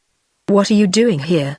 "We've come to rescue some friends of ours who are stuck fast on the magic isle in this river," explained Dorothy. "I know M," said the duck. "I've been to see M, and they're stuck fast." "All right. You may as well go back home, for no power can save them." "This is the wonderful Wizard of Oz," said Dorothy, pointing to the little man. "Well, I'm the lonesome duck," was the reply, as the fowl strutted up and down to show its feathers to best advantage. "I'm the great forest magician, as any beast can tell you. But even I have no power to destroy the dreadful charm of the magic isle." "Are you lonesome because you're a magician?" inquired Dorothy. "No," I'm lonesome because I have no family and no friends. But I like to be lonesome, so please don't offer to be friendly with me. Go away, and try not to step on my diamond palace. Where is it?" asked the girl. Behind this bush, Dorothy hopped off the lion's back and ran around the bush to see the diamond palace of the lonesome duck, although the gaudy fowl protested in a series of low quacks. The girl found, indeed, a glistening dome formed of clearest diamonds, neatly cemented together, with a doorway at the side just big enough to admit the duck. "Where did you find so many diamonds?" asked Dorothy, wonderingly. "I know a place in the mountains where they are thick as pebbles," said the lonesome duck, "and I brought them here in my bill, one by one, and put them in the river and let the water run over them until they were brightly polished. Then I built this palace, and I'm positive it's the only diamond palace in all the world. It's the only one I know of," said the little girl. "But if you live in it all alone, I don't see why it's any better than a wooden palace, or one of bricks or cobblestones." "You're not supposed to understand that," retorted the lonesome duck. "But I might tell you, as a matter of education, that a home of any sort should be beautiful to those who live in it, and should not be intended to please strangers. The Diamond Palace is my home, and I like it. So I don't care a quack whether you like it or not." "Oh, but I do!" exclaimed Dorothy.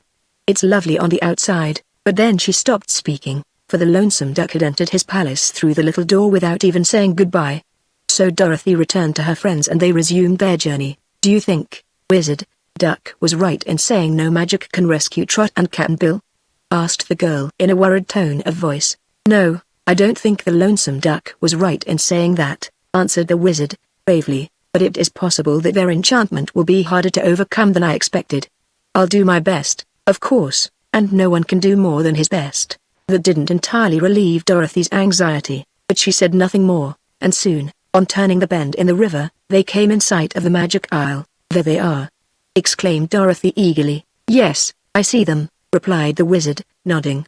"They are sitting on two big toadstools." "That's queer," remarked the glass cat. "There were no toadstools there when I left them." "What a lovely flower!" cried Dorothy in rapture, as her gaze fell on the magic plant. "Never mind the flower, just now," advised the wizard. "The most important thing is to rescue our friends." By this time they had arrived at a place just opposite the Magic Isle, and now both Trot and Cap'n Bill saw the arrival of their friends and called to them for help. "How are you?" shouted the wizard, putting his hands to his mouth so they could hear him better across the water. "We're in hard luck," shouted Cap'n Bill, in reply. "We're anchored here and can't move till you find a way to cut the hawser." "What does he mean by that?" asked Dorothy. "We can't move our feet a bit," called Trot, speaking as loud as she could. "Why not?"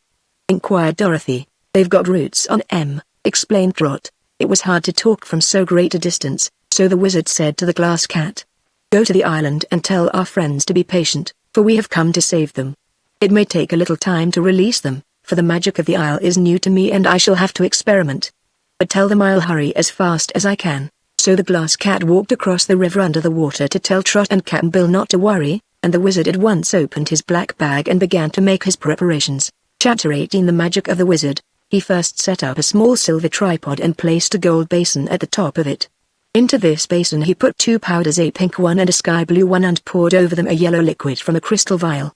Then he mumbled some magic words, and the powders began to sizzle and burn and send out a cloud of violet smoke that floated across the river and completely enveloped both Trot and Cap'n Bill, as well as the toadstools on which they sat, and even the magic plant in the gold flower pot.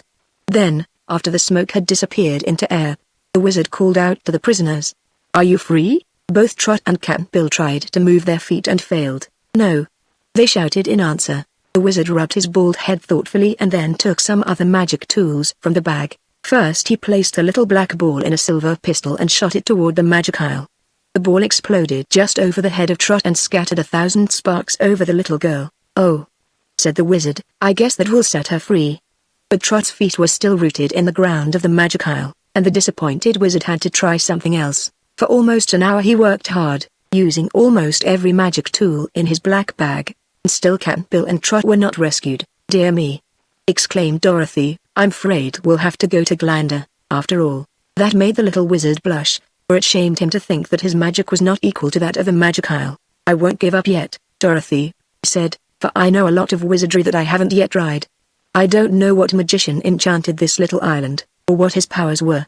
but I do know that I can break any enchantment known to the ordinary witches and the magicians that used to inhabit the land of Oz. It's like unlocking a door, all you need is to find the right key. But suppose you haven't the right key with you, suggested Dorothy. What then? Then we'll have to make the key, he answered. The glass cat now came back to their side of the river, walking under the water, and said to the wizard, "They're getting frightened over there on the island because they're both growing smaller every minute. Just now, when I left them, both Trot and Cap'n Bill were only about half their natural sizes. I think," said the wizard reflectively, "that I'd better go to the shore of the island, where I can talk to them and work to better advantage." "How did Trot and Cap'n Bill get to the island?" "On a raft," answered the glass cat. "It's over there now on the beach. I suppose you're not strong enough to bring the raft to this side, are you?"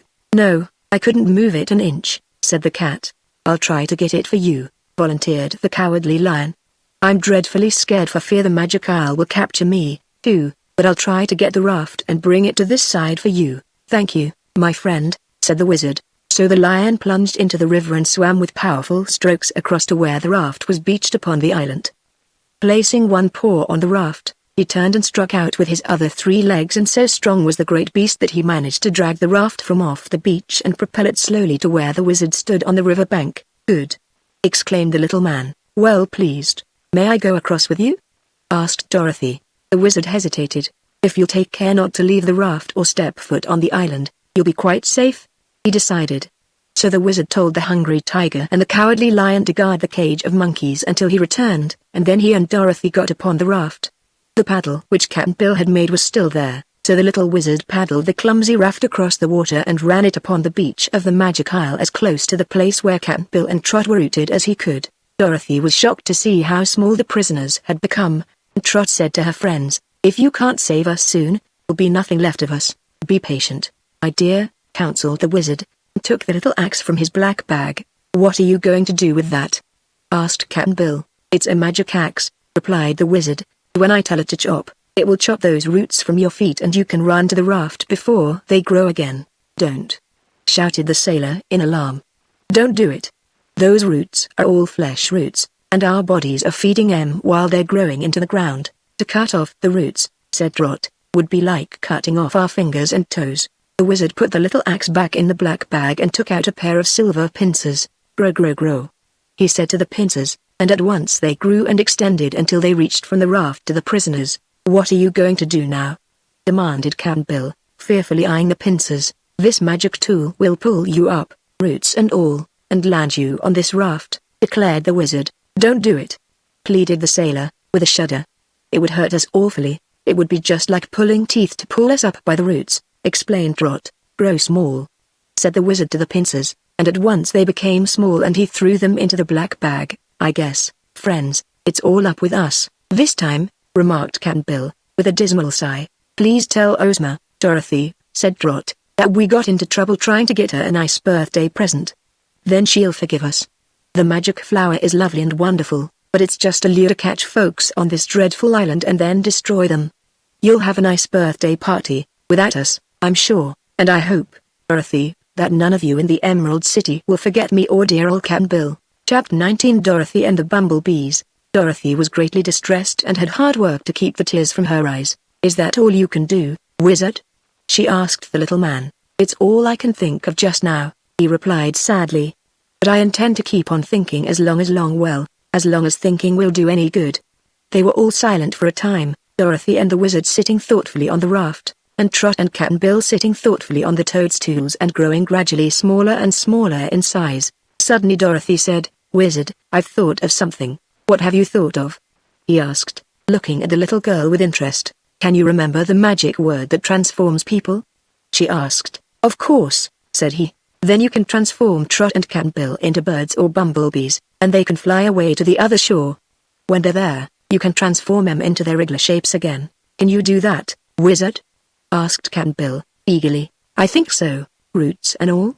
inquired Trot. "Why, the roots are now a part of you, and if you were transformed to a bumblebee the whole of you would be transformed, of course, and you'd be free of this awful island." "All right, do it," cried the sailor man. So the wizard said slowly and distinctly, "I want Trot and Cap'n Bill to become bumblebees by Fortunately, he pronounced the magic word in the right way, and instantly Trot and Cap'n Bill vanished from view, and up from the places where they had been flew 2 bumblebees. "Hooray!"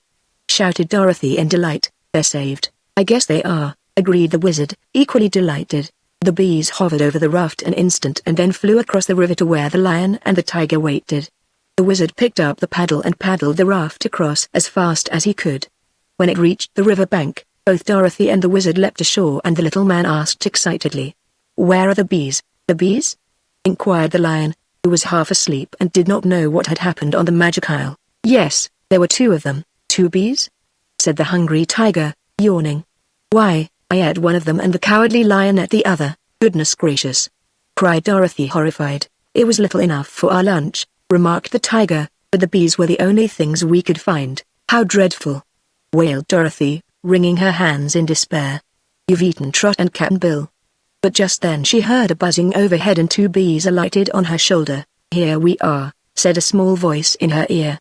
"I'm Trot, Dorothy." "And I'm Cap'n Bill," said the other bee. Dorothy almost fainted with relief, and the wizard, who was close by and had heard the tiny voices, gave a laugh and said, "You are not the only 2 bees in the forest, it seems, but I advise you to keep away from the lion and the tiger until you regain your proper forms." "Do it now, wizard," advised Dorothy. "They're so small that you never can tell what might happen to them." So the wizard gave the command and pronounced the magic word, and in the instant Trot and Cap'n Bill stood beside them as natural as before they had met their fearful adventure. For they were no longer small in size, because the wizard had transformed them from bumblebees into the shapes and sizes that nature had formerly given them. The ugly roots on their feet had disappeared with the transformation, while Dorothy was hugging Trot, and Trot was softly crying because she was so happy.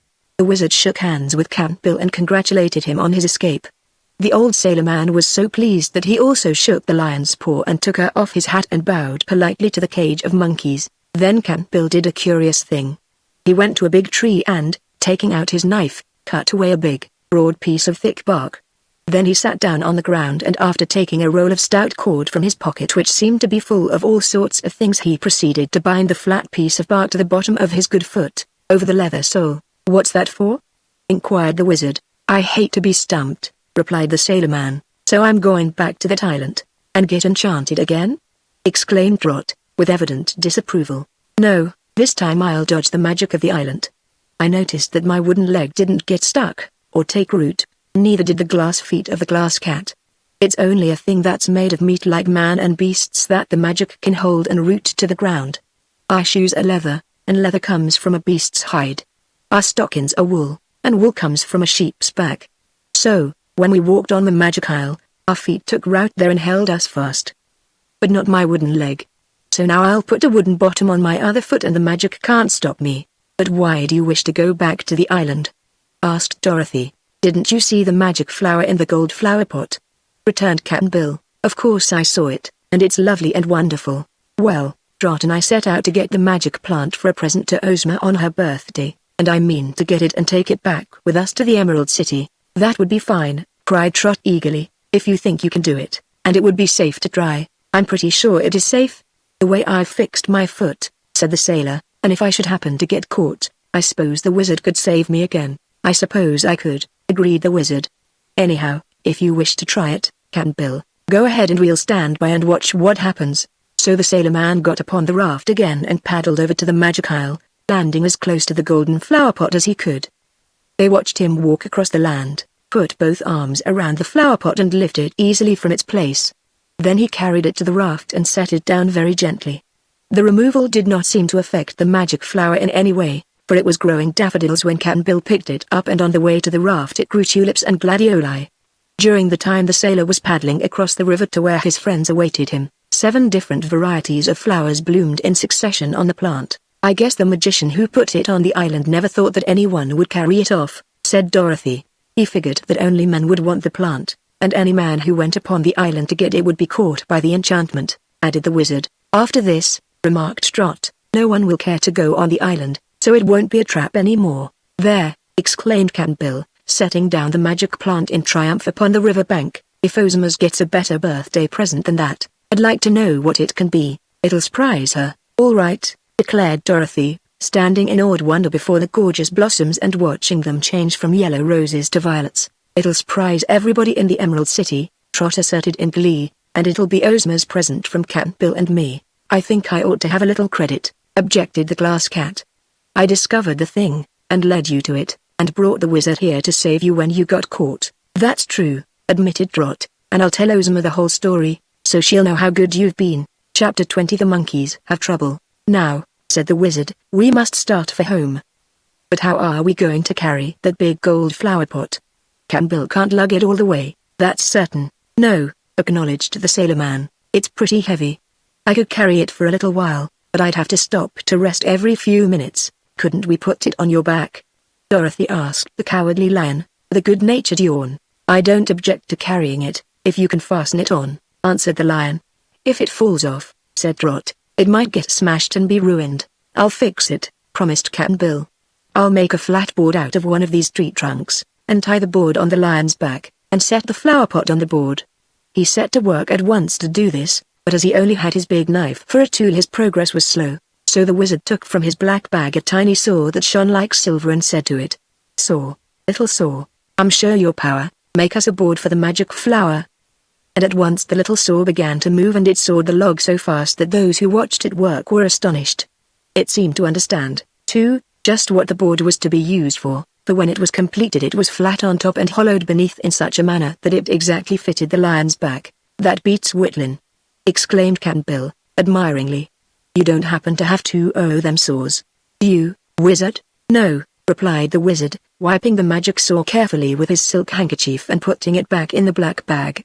It's the only saw of its kind in the world, and if there were more like it, it wouldn't be so wonderful. They now tied the board on the lion's back, flat side up, and Cap'n Bill carefully placed the magic flower on the board. For fear of accidents, he said, I'll walk beside the lion and hold on to the flower pot. Trot and Dorothy could both ride on the back of the hungry tiger, and between them they carried the cage of monkeys. But this arrangement left the wizard, as well as the sailor, to make the journey on foot, and so the procession moved slowly and the glass cat grumbled because it would take so long to get to the Emerald City. The cat was sour-tempered and grumpy, at first, but before they had journeyed far, the crystal creature had discovered a fine amusement. The long tails of the monkeys were constantly sticking through the bars of their cage, and when they did, the glass cat would slyly seize the tails in her paws and pull them. That made the monkeys scream, and their screams pleased the glass cat immensely. Trot and Dorothy tried to stop this naughty amusement, but when they were not looking the cat would pull the tails again, and the creature was so sly and quick that the monkeys could seldom escape.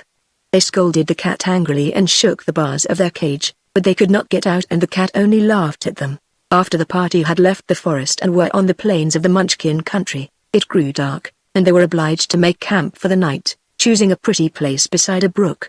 By means of his magic the wizard created 3 tents, pitched in a row on the grass and nicely fitted with all that was needful for the comfort of his comrades. The middle tent was for Dorothy and Trot, and had in it 2 cozy white beds and 2 chairs. Another tent, also with beds and chairs, for the wizard and Cap'n Bill, while the 3rd tent was for the hungry tiger, the cowardly lion, the cage of monkeys and the glass cat. Outside the tents the wizard made a fire and placed over it a magic kettle from which he presently drew all sorts of nice things for their supper, smoking hot. After they had eaten and talked together for a while under the twinkling stars, they all went to bed and the people were soon asleep. The lion and the tiger had almost fallen asleep, too, when they were roused by the screams of the monkeys, for the glass cat was pulling their tails again. Annoyed by the uproar, the hungry tiger cried, "Stop that racket!" And getting sight of the glass cat, he raised his big paw and struck at the creature. The cat was quick enough to dodge the blow, but the claws of the hungry tiger scraped the monkey's cage and bent 2 of the bars. Then the tiger lay down again to sleep, but the monkeys soon discovered that the bending of the bars would allow them to squeeze through. They did not leave the cage, however, but after whispering together they let their tails stick out and all remained quiet. Presently the glass cat stole near the cage again and gave a yank to one of the tails. Instantly the monkeys leapt through the bars, one after another, and although they were so small the entire dozen of them surrounded the glass cat and clung to her claws and tail and ears and made her a prisoner. Then they forced her out of the tent and down to the banks of the stream. The monkeys had noticed that these banks were covered with thick, slimy mud of a dark blue color, and when they had taken the cat to the stream, they smeared this mud all over the glass body of the cat, filling the creature's ears and eyes with it, so that she could neither see nor hear. She was no longer transparent and so thick was the mud upon her that no one could see her pink brains or her ruby heart. In this condition they led the pussy back to the tent and then got inside their cage again. By morning the mud had dried hard on the glass cat and it was a dull blue color throughout. Dorothy and Trot were horrified, but the wizard shook his head and said it served the glass cat right for teasing the monkeys. Cap'n Bill, with his strong hands, soon bent the golden wires of the monkey's cage into the proper position and then he asked the wizard if he should wash the glass cat in the water of the brook. Not just yet, answered the wizard. The cat deserves to be punished, so I think I'll leave that blue mud which is as bad as paint upon her body until she gets to the Emerald City. The silly creature is so vain that she will be greatly shamed when the Oz people see her in this condition, and perhaps she'll take the lesson to heart and leave the monkeys alone hereafter. However, the glass cat could not see or hear, and to avoid carrying her on the journey the wizard picked the mud out of her eyes and ears and Dorothy dampened her handkerchief and washed both the eyes and ears clean. As soon as she could speak the glass cat asked indignantly, "Aren't you going to punish those monkeys for playing such a trick on me?" "No," answered the wizard. "You played a trick on them by pulling their tails, so this is only tit for tat, and I'm glad the monkeys had their revenge." He wouldn't allow the glass cat to go near the water, to wash herself, but made her follow them when they resumed their journey toward the Emerald City. "This is only part of your punishment," said the wizard, severely. "Ozma will laugh at you, when we get to her palace, and so will the Scarecrow, and the Tin Woodman, and Tick-Tock, and the Shaggy Man, and Button Bright, and the Patchwork Girl, and the Pink Kitten," added Dorothy. That suggestion hurt the glass cat more than anything else. The Pink Kitten always quarreled with the glass cat and insisted that flesh was superior to glass, while the glass cat would jeer at the Pink Kitten, because it had no pink brains. But the pink brains were all daubed with blue mud, just now, and if the Pink Kitten should see the glass cat in such a condition, it would be dreadfully humiliating. For several hours the glass cat walked along very meekly, but toward noon it seized an opportunity when no one was looking and darted away through the long grass. It remembered that there was a tiny lake of pure water nearby, and to this lake the cat sped as fast as it could go. The others never missed her until they stopped for lunch, and then it was too late to hunt for her. "I expect she's gone somewhere to clean herself," said Dorothy. "Never mind," replied the wizard. "Perhaps this glass creature has been punished enough, and we must not forget she saved both Trot and Cap'n Bill, after first leading Em onto an enchanted island," added Dorothy. "But I think, as you do, that the glass cat is punished enough, and perhaps she won't try to pull the monkey's tails again." The glass cat did not rejoin the party of travelers. She was still resentful, and they moved too slowly to suit her. Besides, when they arrived at the royal palace, one of the first things they saw was the glass cat curled up on a bench as bright and clean and transparent as ever. But she pretended not to notice them, and they passed her by without remark. Chapter 21 The College of Athletic Arts. Dorothy and her friends arrived at the royal palace at an opportune time, for Ozma was holding high court in her throne room, where Professor H.M. Wibblebug, T.E., was appealing to her to punish some of the students of the Royal Athletic College, of which he was the principal. This college is located in the Munchkin country, but not far from the Emerald City. To enable the students to devote their entire time to athletic exercises, such as boating, football, and the like, Professor Wibblebug had invented an assortment of tablets of learning. One of these tablets, eaten by a scholar after breakfast, would instantly enable him to understand arithmetic or algebra or any other branch of mathematics. Another tablet eaten after lunch gave a student a complete knowledge of geography. Another tablet made it possible for the eater to spell the most difficult words, and still another enabled him to write a beautiful hand. There were tablets for history, mechanics, home cooking and agriculture, and it mattered not whether a boy or a girl was stupid or bright, for the tablets taught them everything in the twinkling of an eye. This method, which is patented in the land of Oz by Professor Wibblebug, saves paper and books, as well as the tedious hours devoted to study in some of our less favored schools, and it also allows the students to devote all their time to racing, baseball, tennis and other manly and womanly sports, which are greatly interfered with by study in those temples of learning where tablets of learning are unknown. But it so happened that Professor Wibblebug, who had invented so much that he had acquired the habit, carelessly invented a square meal tablet, which was no bigger than your little fingernail but contained, in condensed form, the equal of a bowl of soup, a portion of fried fish, a roast, a salad and a dessert, all of which gave the same nourishment as a square meal. The professor was so proud of these square meal tablets that he began to feed them to the students at his college, instead of other food, but the boys and girls objected because they wanted food that they could enjoy the taste of. It was no fun at all to swallow a tablet, with a glass of water, and call it a dinner, so they refused to eat the square meal tablets. Professor Wogglebug insisted, and the result was that the senior class seized the learned professor one day and threw him into the river, clothes and all. Everyone knows that Wogglebug cannot swim, and so the inventor of the wonderful square meal tablets lay helpless on the bottom of the river for 3 days before a fisherman caught one of his legs on a fishhook and dragged him out upon the bank. The learned professor was naturally indignant at such treatment, and so he brought the entire senior class to the Emerald City and appealed to Ozma of Oz to punish them for their rebellion. I do not suppose the girl ruler was very severe with the rebellious boys and girls, because she had herself refused to eat the square meal tablets in place of food. But while she was listening to the interesting case in her throne room, Cap'n Bill managed to carry the golden flower pot containing the magic flower up to Trot's room without it being seen by anyone except Jellia Jam, Ozma's chief maid of honor, and Jellia promised not to tell. Also the wizard was able to carry the cage of monkeys up to one of the top towers of the palace, where he had a room of his own, to which no one came unless invited. So Trot and Dorothy and Cap'n Bill and the wizard were all delighted at the successful end of their adventure. The Cowardly Lion and the Hungry Tiger went to the marble stables behind the royal palace, where they lived while at home, and they too kept the secret, even refusing to tell the wooden sawhorse, and Hank the mule, the yellow hen, and the pink kitten where they had been. Trot watered the magic flower every day and allowed no one in her room to see the beautiful blossoms except her friends, Betsy, Bobbin and Dorothy. The wonderful plant did not seem to lose any of its magic by being removed from its island, and Trot was sure that Ozma would prize it as one of her most delightful treasures. Up in his tower the little Wizard of Oz began training his 12 tiny monkeys, and the little creatures were so intelligent that they learned every trick the wizard tried to teach them. The wizard treated them with great kindness and gentleness and gave them the food that monkeys love best, so they promised to do their best on the great occasion of Ozma's birthday. Chapter 22 Ozma's Birthday Party. It seems odd that a fairy should have a birthday, for fairies, they say, were born at the beginning of time and live forever. Yet, on the other hand, it would be a shame to deprive a fairy, who has so many other good things, of the delights of a birthday. So we need not wonder that the fairies keep their birthdays just as other folks do, and consider them occasions for feasting and rejoicing. Ozma, the beautiful girl ruler of the fairyland of Oz, was a real fairy, and so sweet and gentle in caring for her people that she was greatly beloved by them all. She lived in the most magnificent palace in the most magnificent city in the world, but that did not prevent her from being the friend of the most humble person in her dominions.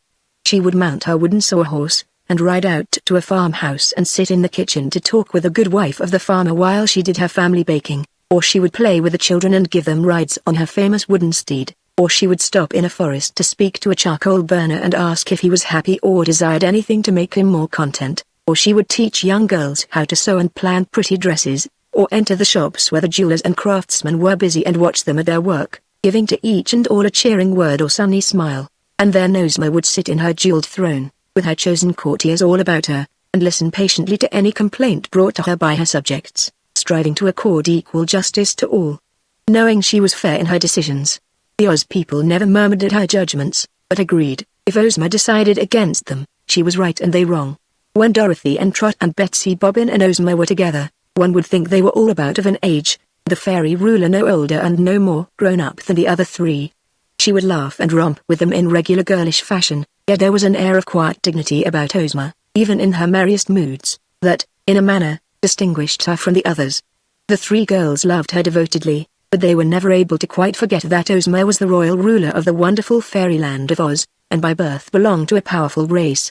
Ozma's palace stood in the center of a delightful and extensive garden, where splendid trees and flowering shrubs and statuary and fountains abounded. One could walk for hours in this fascinating park and see something interesting at every step. In one place was an aquarium, where strange and beautiful fish swam. At another spot all the birds of the air gathered daily to a great feast which Ozma's servants provided for them, and were so fearless of harm that they would alight upon one's shoulders and eat from one's hand.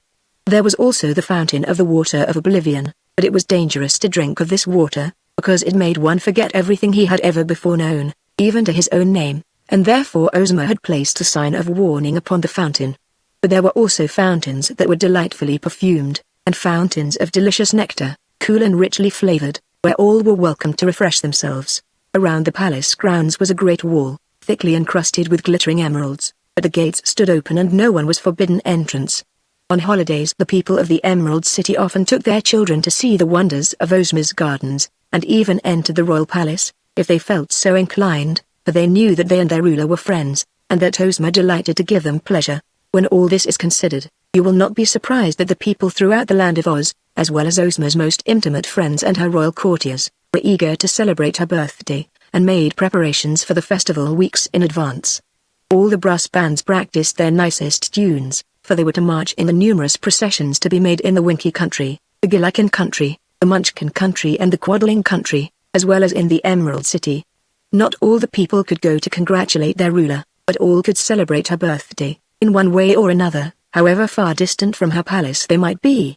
Every home and building throughout the land of Oz was to be decorated with banners and bunting, and there were to be games, and plays, and a general good time for everyone. It was Ozma's custom on her birthday to give a grand feast at the palace, to which all her closest friends were invited. It was a queerly assorted company, indeed, for there are more quaint and unusual characters in Oz than in all the rest of the world, and Ozma was more interested in unusual people than in ordinary ones, just as you and I are. On this especial birthday of the lovely girl ruler, a long table was set in the royal banquet hall of the palace, at which were placed cards for the invited guests, and at one end of the great room was a smaller table, not so high, for Ozma's animal friends, she never forgot, and at the other end was a big table where all of the birthday gifts were to be arranged. When the guests arrived, they placed their gifts on this table and then found their places at the banquet table. And, after the guests were all placed, the animals entered in a solemn procession and were placed at their table by Jellia Jam. Then, while an orchestra hidden by a bank of roses and ferns played a march composed for the occasion, the royal Ozma entered the banquet hall, attended by her maids of honor, and took her seat at the head of the table. She was greeted by a cheer from all the assembled company, the animals adding their roars and growls and barks and mewing and cackling to swell the glad tumult, and then all seated themselves at their tables. At Ozma's right sat the famous Scarecrow of Oz, whose straw-stuffed body was not beautiful, but whose happy nature and shrewd wit had made him a general favorite. On the left of the ruler was placed the Tin Woodman, whose metal body had been brightly polished for this event. The Tin Woodman was the emperor of the Winkie country and one of the most important persons in Oz. Next to the Scarecrow, Dorothy was seated, and next to her was Tik-Tok, the Clockwork Man, who had been wound up as tightly as his clockwork would permit, so he wouldn't interrupt the festivities by running down. Then came Aunt Em and Uncle Henry, Dorothy's own relations, two kindly old people who had a cozy home in the Emerald City and were very happy and contented there. Then Betsy Bobbin was seated, and next to her the droll and delightful Shaggy Man, who was a favorite wherever he went. On the other side of the table, opposite the Tin Woodman, was placed Trot, and next to her, and Bill. Then was seated Button Bright and Oh-Oh the Lucky, and Dr. Piped and his good wife Margalot, and the astonishing Frogman, who had come from the Yip country to be present at Ozma's birthday feast. At the foot of the table, facing Ozma, was seated the queenly Glinda, good sorceress of Oz, for this was really the place of honor next to the head of the table where Ozma herself sat. On Glinda's right was the little Wizard of Oz, who owed to Glinda all the magical arts he knew. Then came Ginger, a pretty girl farmer of whom Ozma and Dorothy were quite fond. The adjoining seat was occupied by the Tin Soldier, and next to him was Professor H.M. Wibblebug, T.E., of the Royal Athletic College. On Glinda's left was placed the Jolly Patchwork Girl, who was a little afraid of the sorceress and so was likely to behave herself pretty well.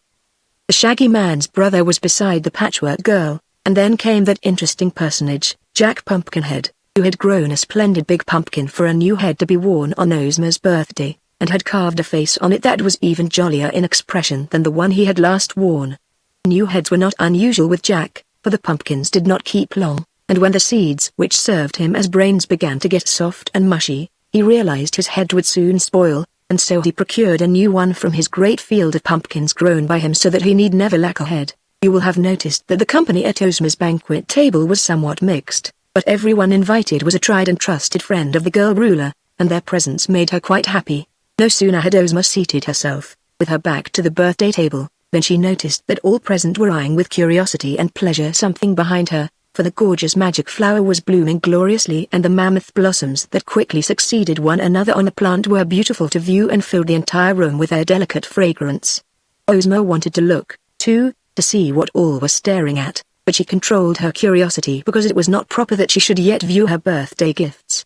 So the sweet and lovely ruler devoted herself to her guests, several of whom, such as the Scarecrow, the Tin Woodman, the Patchwork Girl, Tik-Tok, Jack Pumpkinhead and the Tin Soldier, never ate anything but sat very politely in their places and tried to entertain those of the guests who did eat.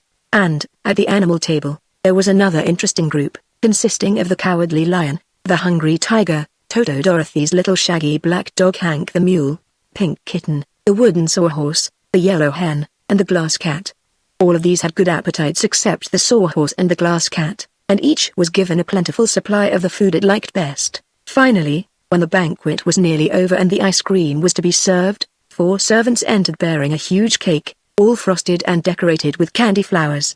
Around the edge of the cake was a row of lighted candles, and in the center were raised candy letters that spelled the words, "Ozma's birthday cake from Dorothy and the Wizard." "Oh, how beautiful!" cried Ozma, greatly delighted, and Dorothy said eagerly, "Now you must cut the cake, Ozma, and each of us will eat a piece with our ice cream." Jelly Jam brought a large golden knife with a jeweled handle, and Ozma stood up in her place and attempted to cut the cake. But as soon as the frosting in the center broke under the pressure of the knife, there leapt from the cake a tiny monkey 3 inches high, and he was followed by another and another, until 12 monkeys stood on the tablecloth and bowed low to Ozma. "Congratulations to our gracious ruler!" they exclaimed in a chorus, and then they began a dance, so droll and amusing that all the company roared with laughter, and even Ozma joined in the merriment. But after the dance the monkeys performed some wonderful acrobatic feats, and then they ran to the hollow of the cake and took out some band instruments of burnished gold, cornets, horns, drums, and the like, and forming into a procession the monkeys marched up and down the table playing a jolly tune with the ease of skilled musicians. Dorothy was delighted with the success of her surprise cake, and after the monkeys had finished their performance, banquet came to an end. Now was the time for Ozma to see her other presents, so Glinda the good rose and, taking the girl ruler by her hand, led her to the table where all her gifts were placed in magnificent array. The magic flower of course attracted her attention first, and Trot had to tell her the whole story of their adventures in getting it. The little girl did not forget to give due credit to the glass cat and the little wizard, but it was really Cap'n Bill who had bravely carried the golden flower pot away from the enchanted isle. Ozma thanked them all, and said she would place the magic flower in her boudoir where she might enjoy its beauty and fragrance continually. But now she discovered the marvelous gown woven by Glinda and her maidens from strands drawn from pure emeralds, and being a girl who loved pretty clothes, Ozma's ecstasy at being presented with this exquisite gown may well be imagined. She could hardly wait to put it on, but the table was loaded with other pretty gifts and the night was far spent before the happy girl ruler had examined all her presents and thanked those who had lovingly donated them. Chapter 23 The Fountain of Oblivion. The morning after the birthday fete, as the wizard and Dorothy were walking in the grounds of the palace, Ozma came out and joined them, saying, "I want to hear more of your adventures in the forest of Gugu, and how you were able to get those dear little monkeys to use in Dorothy's surprise cake." So they sat down on a marble bench near to the fountain of the water of oblivion, and between them Dorothy and the wizard related their adventures. "I was dreadfully fussy while I was a woolly lamb," said Dorothy, "for it didn't feel good, a bit. And I wasn't quite sure, you know, that I'd ever get to be a girl again. You might have been a woolly lamb yet, if I hadn't happened to have discovered that magic transformation word," declared the wizard. "But what became of the walnut and the hickory nut into which you transformed those dreadful beast magicians?" inquired Ozma. "Why, I'd almost forgotten them," was the reply, "but I believe they are still here in my pocket." Then he searched in his pockets and brought out the 2 nuts and showed them to her. Ozma regarded them thoughtfully. "It isn't right to leave any living creatures in such helpless forms," said she.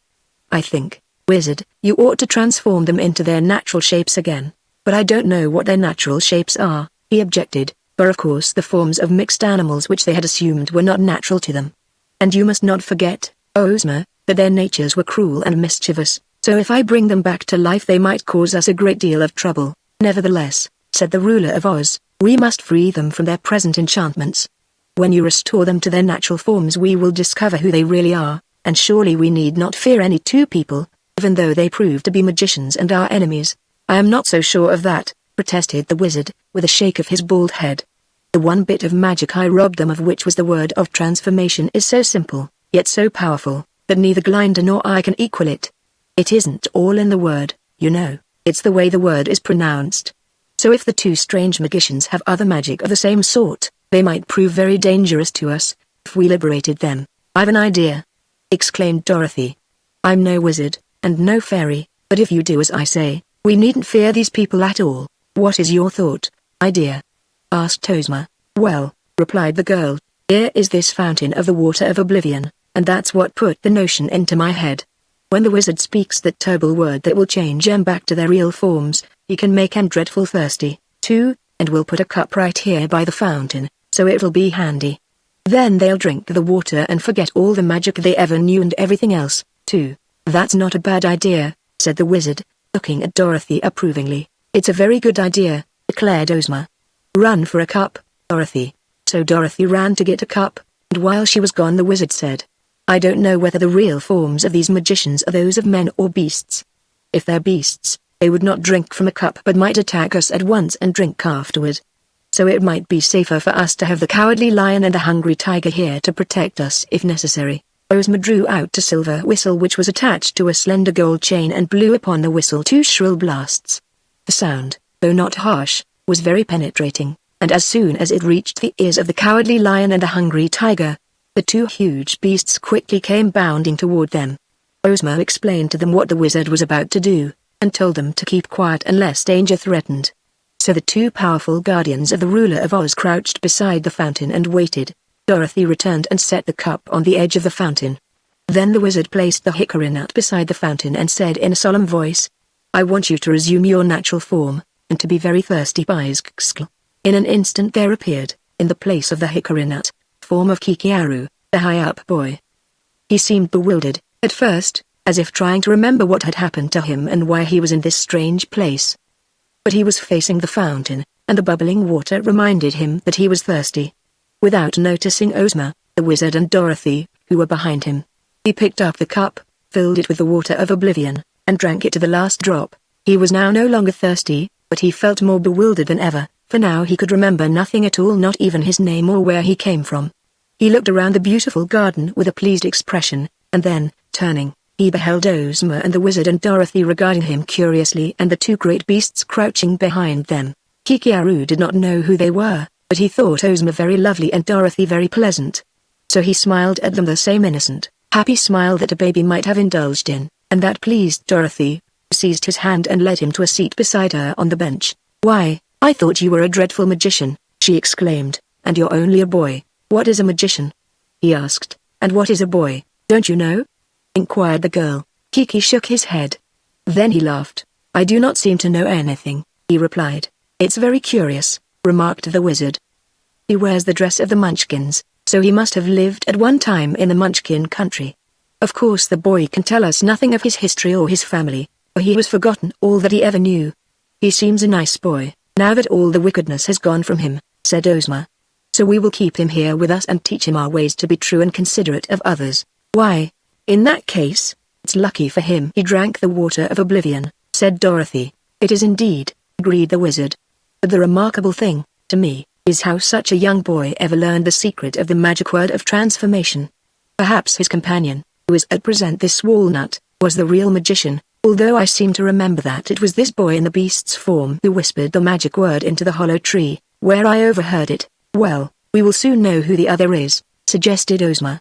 He may prove to be another Munchkin boy. The wizard placed the walnut near the fountain and said, as slowly and solemnly as before, I want you to resume your natural form, and to be very thirsty. Then the walnut disappeared and Raido the gnome stood in its place. He also was facing the fountain, and he reached for the cup, filled it, and was about to drink when Dorothy exclaimed, Why, it's the old gnome king. Raido swung around and faced them, the cup still in his hand. Yes, he said in an angry voice, it's the old gnome king, and I'm going to conquer all Oz and be revenged on you for kicking me out of my throne. He looked around a moment, and then continued, there isn't an egg in sight, and I'm stronger than all of you people put together. I don't know how I came here, but I'm going to fight the fight of my life and I'll win. His long white hair and beard waved in the breeze, his eyes flashed hate and vengeance, and so astonished and shocked were they by the sudden appearance of this old enemy of the Oz people that they could only stare at him in silence and shrink away from his wild glare. Raido laughed. He drank the water, threw the cup on the ground and said fiercely, and now, and his voice grew gentle. He rubbed his forehead with a puzzled air and stroked his long beard. What was I going to say? He asked, pleadingly. Don't you remember? Said the wizard. No, I've forgotten. Who are you? Asked Dorothy. He tried to think.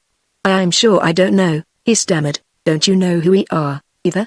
Questioned the girl. I haven't the slightest idea, said the gnome. Tell us who this Munchkin boy is, suggested Ozma. Raido looked at the boy and shook his head. He's a stranger to me. You are all strangers. I'm a stranger to myself, he said. Then he patted the lion's head and murmured, "Good doggy." And the lion growled indignantly. "What shall we do with him?" asked the wizard, perplexed. "Once before the wicked old gnome came here to conquer us, and then, now, he drank of the water of oblivion and became harmless. But we sent him back to the gnome kingdom, where he soon learned the old evil ways again. For that reason," said Ozma, "we must find a place for him in the land of Oz, and keep him here. For here he can learn no evil and will always be as innocent of guile as our own people." And so the wandering ex-king of the Gnomes found a new home, a peaceful and happy home, where he was quite content and passed his days in innocent enjoyment. The end.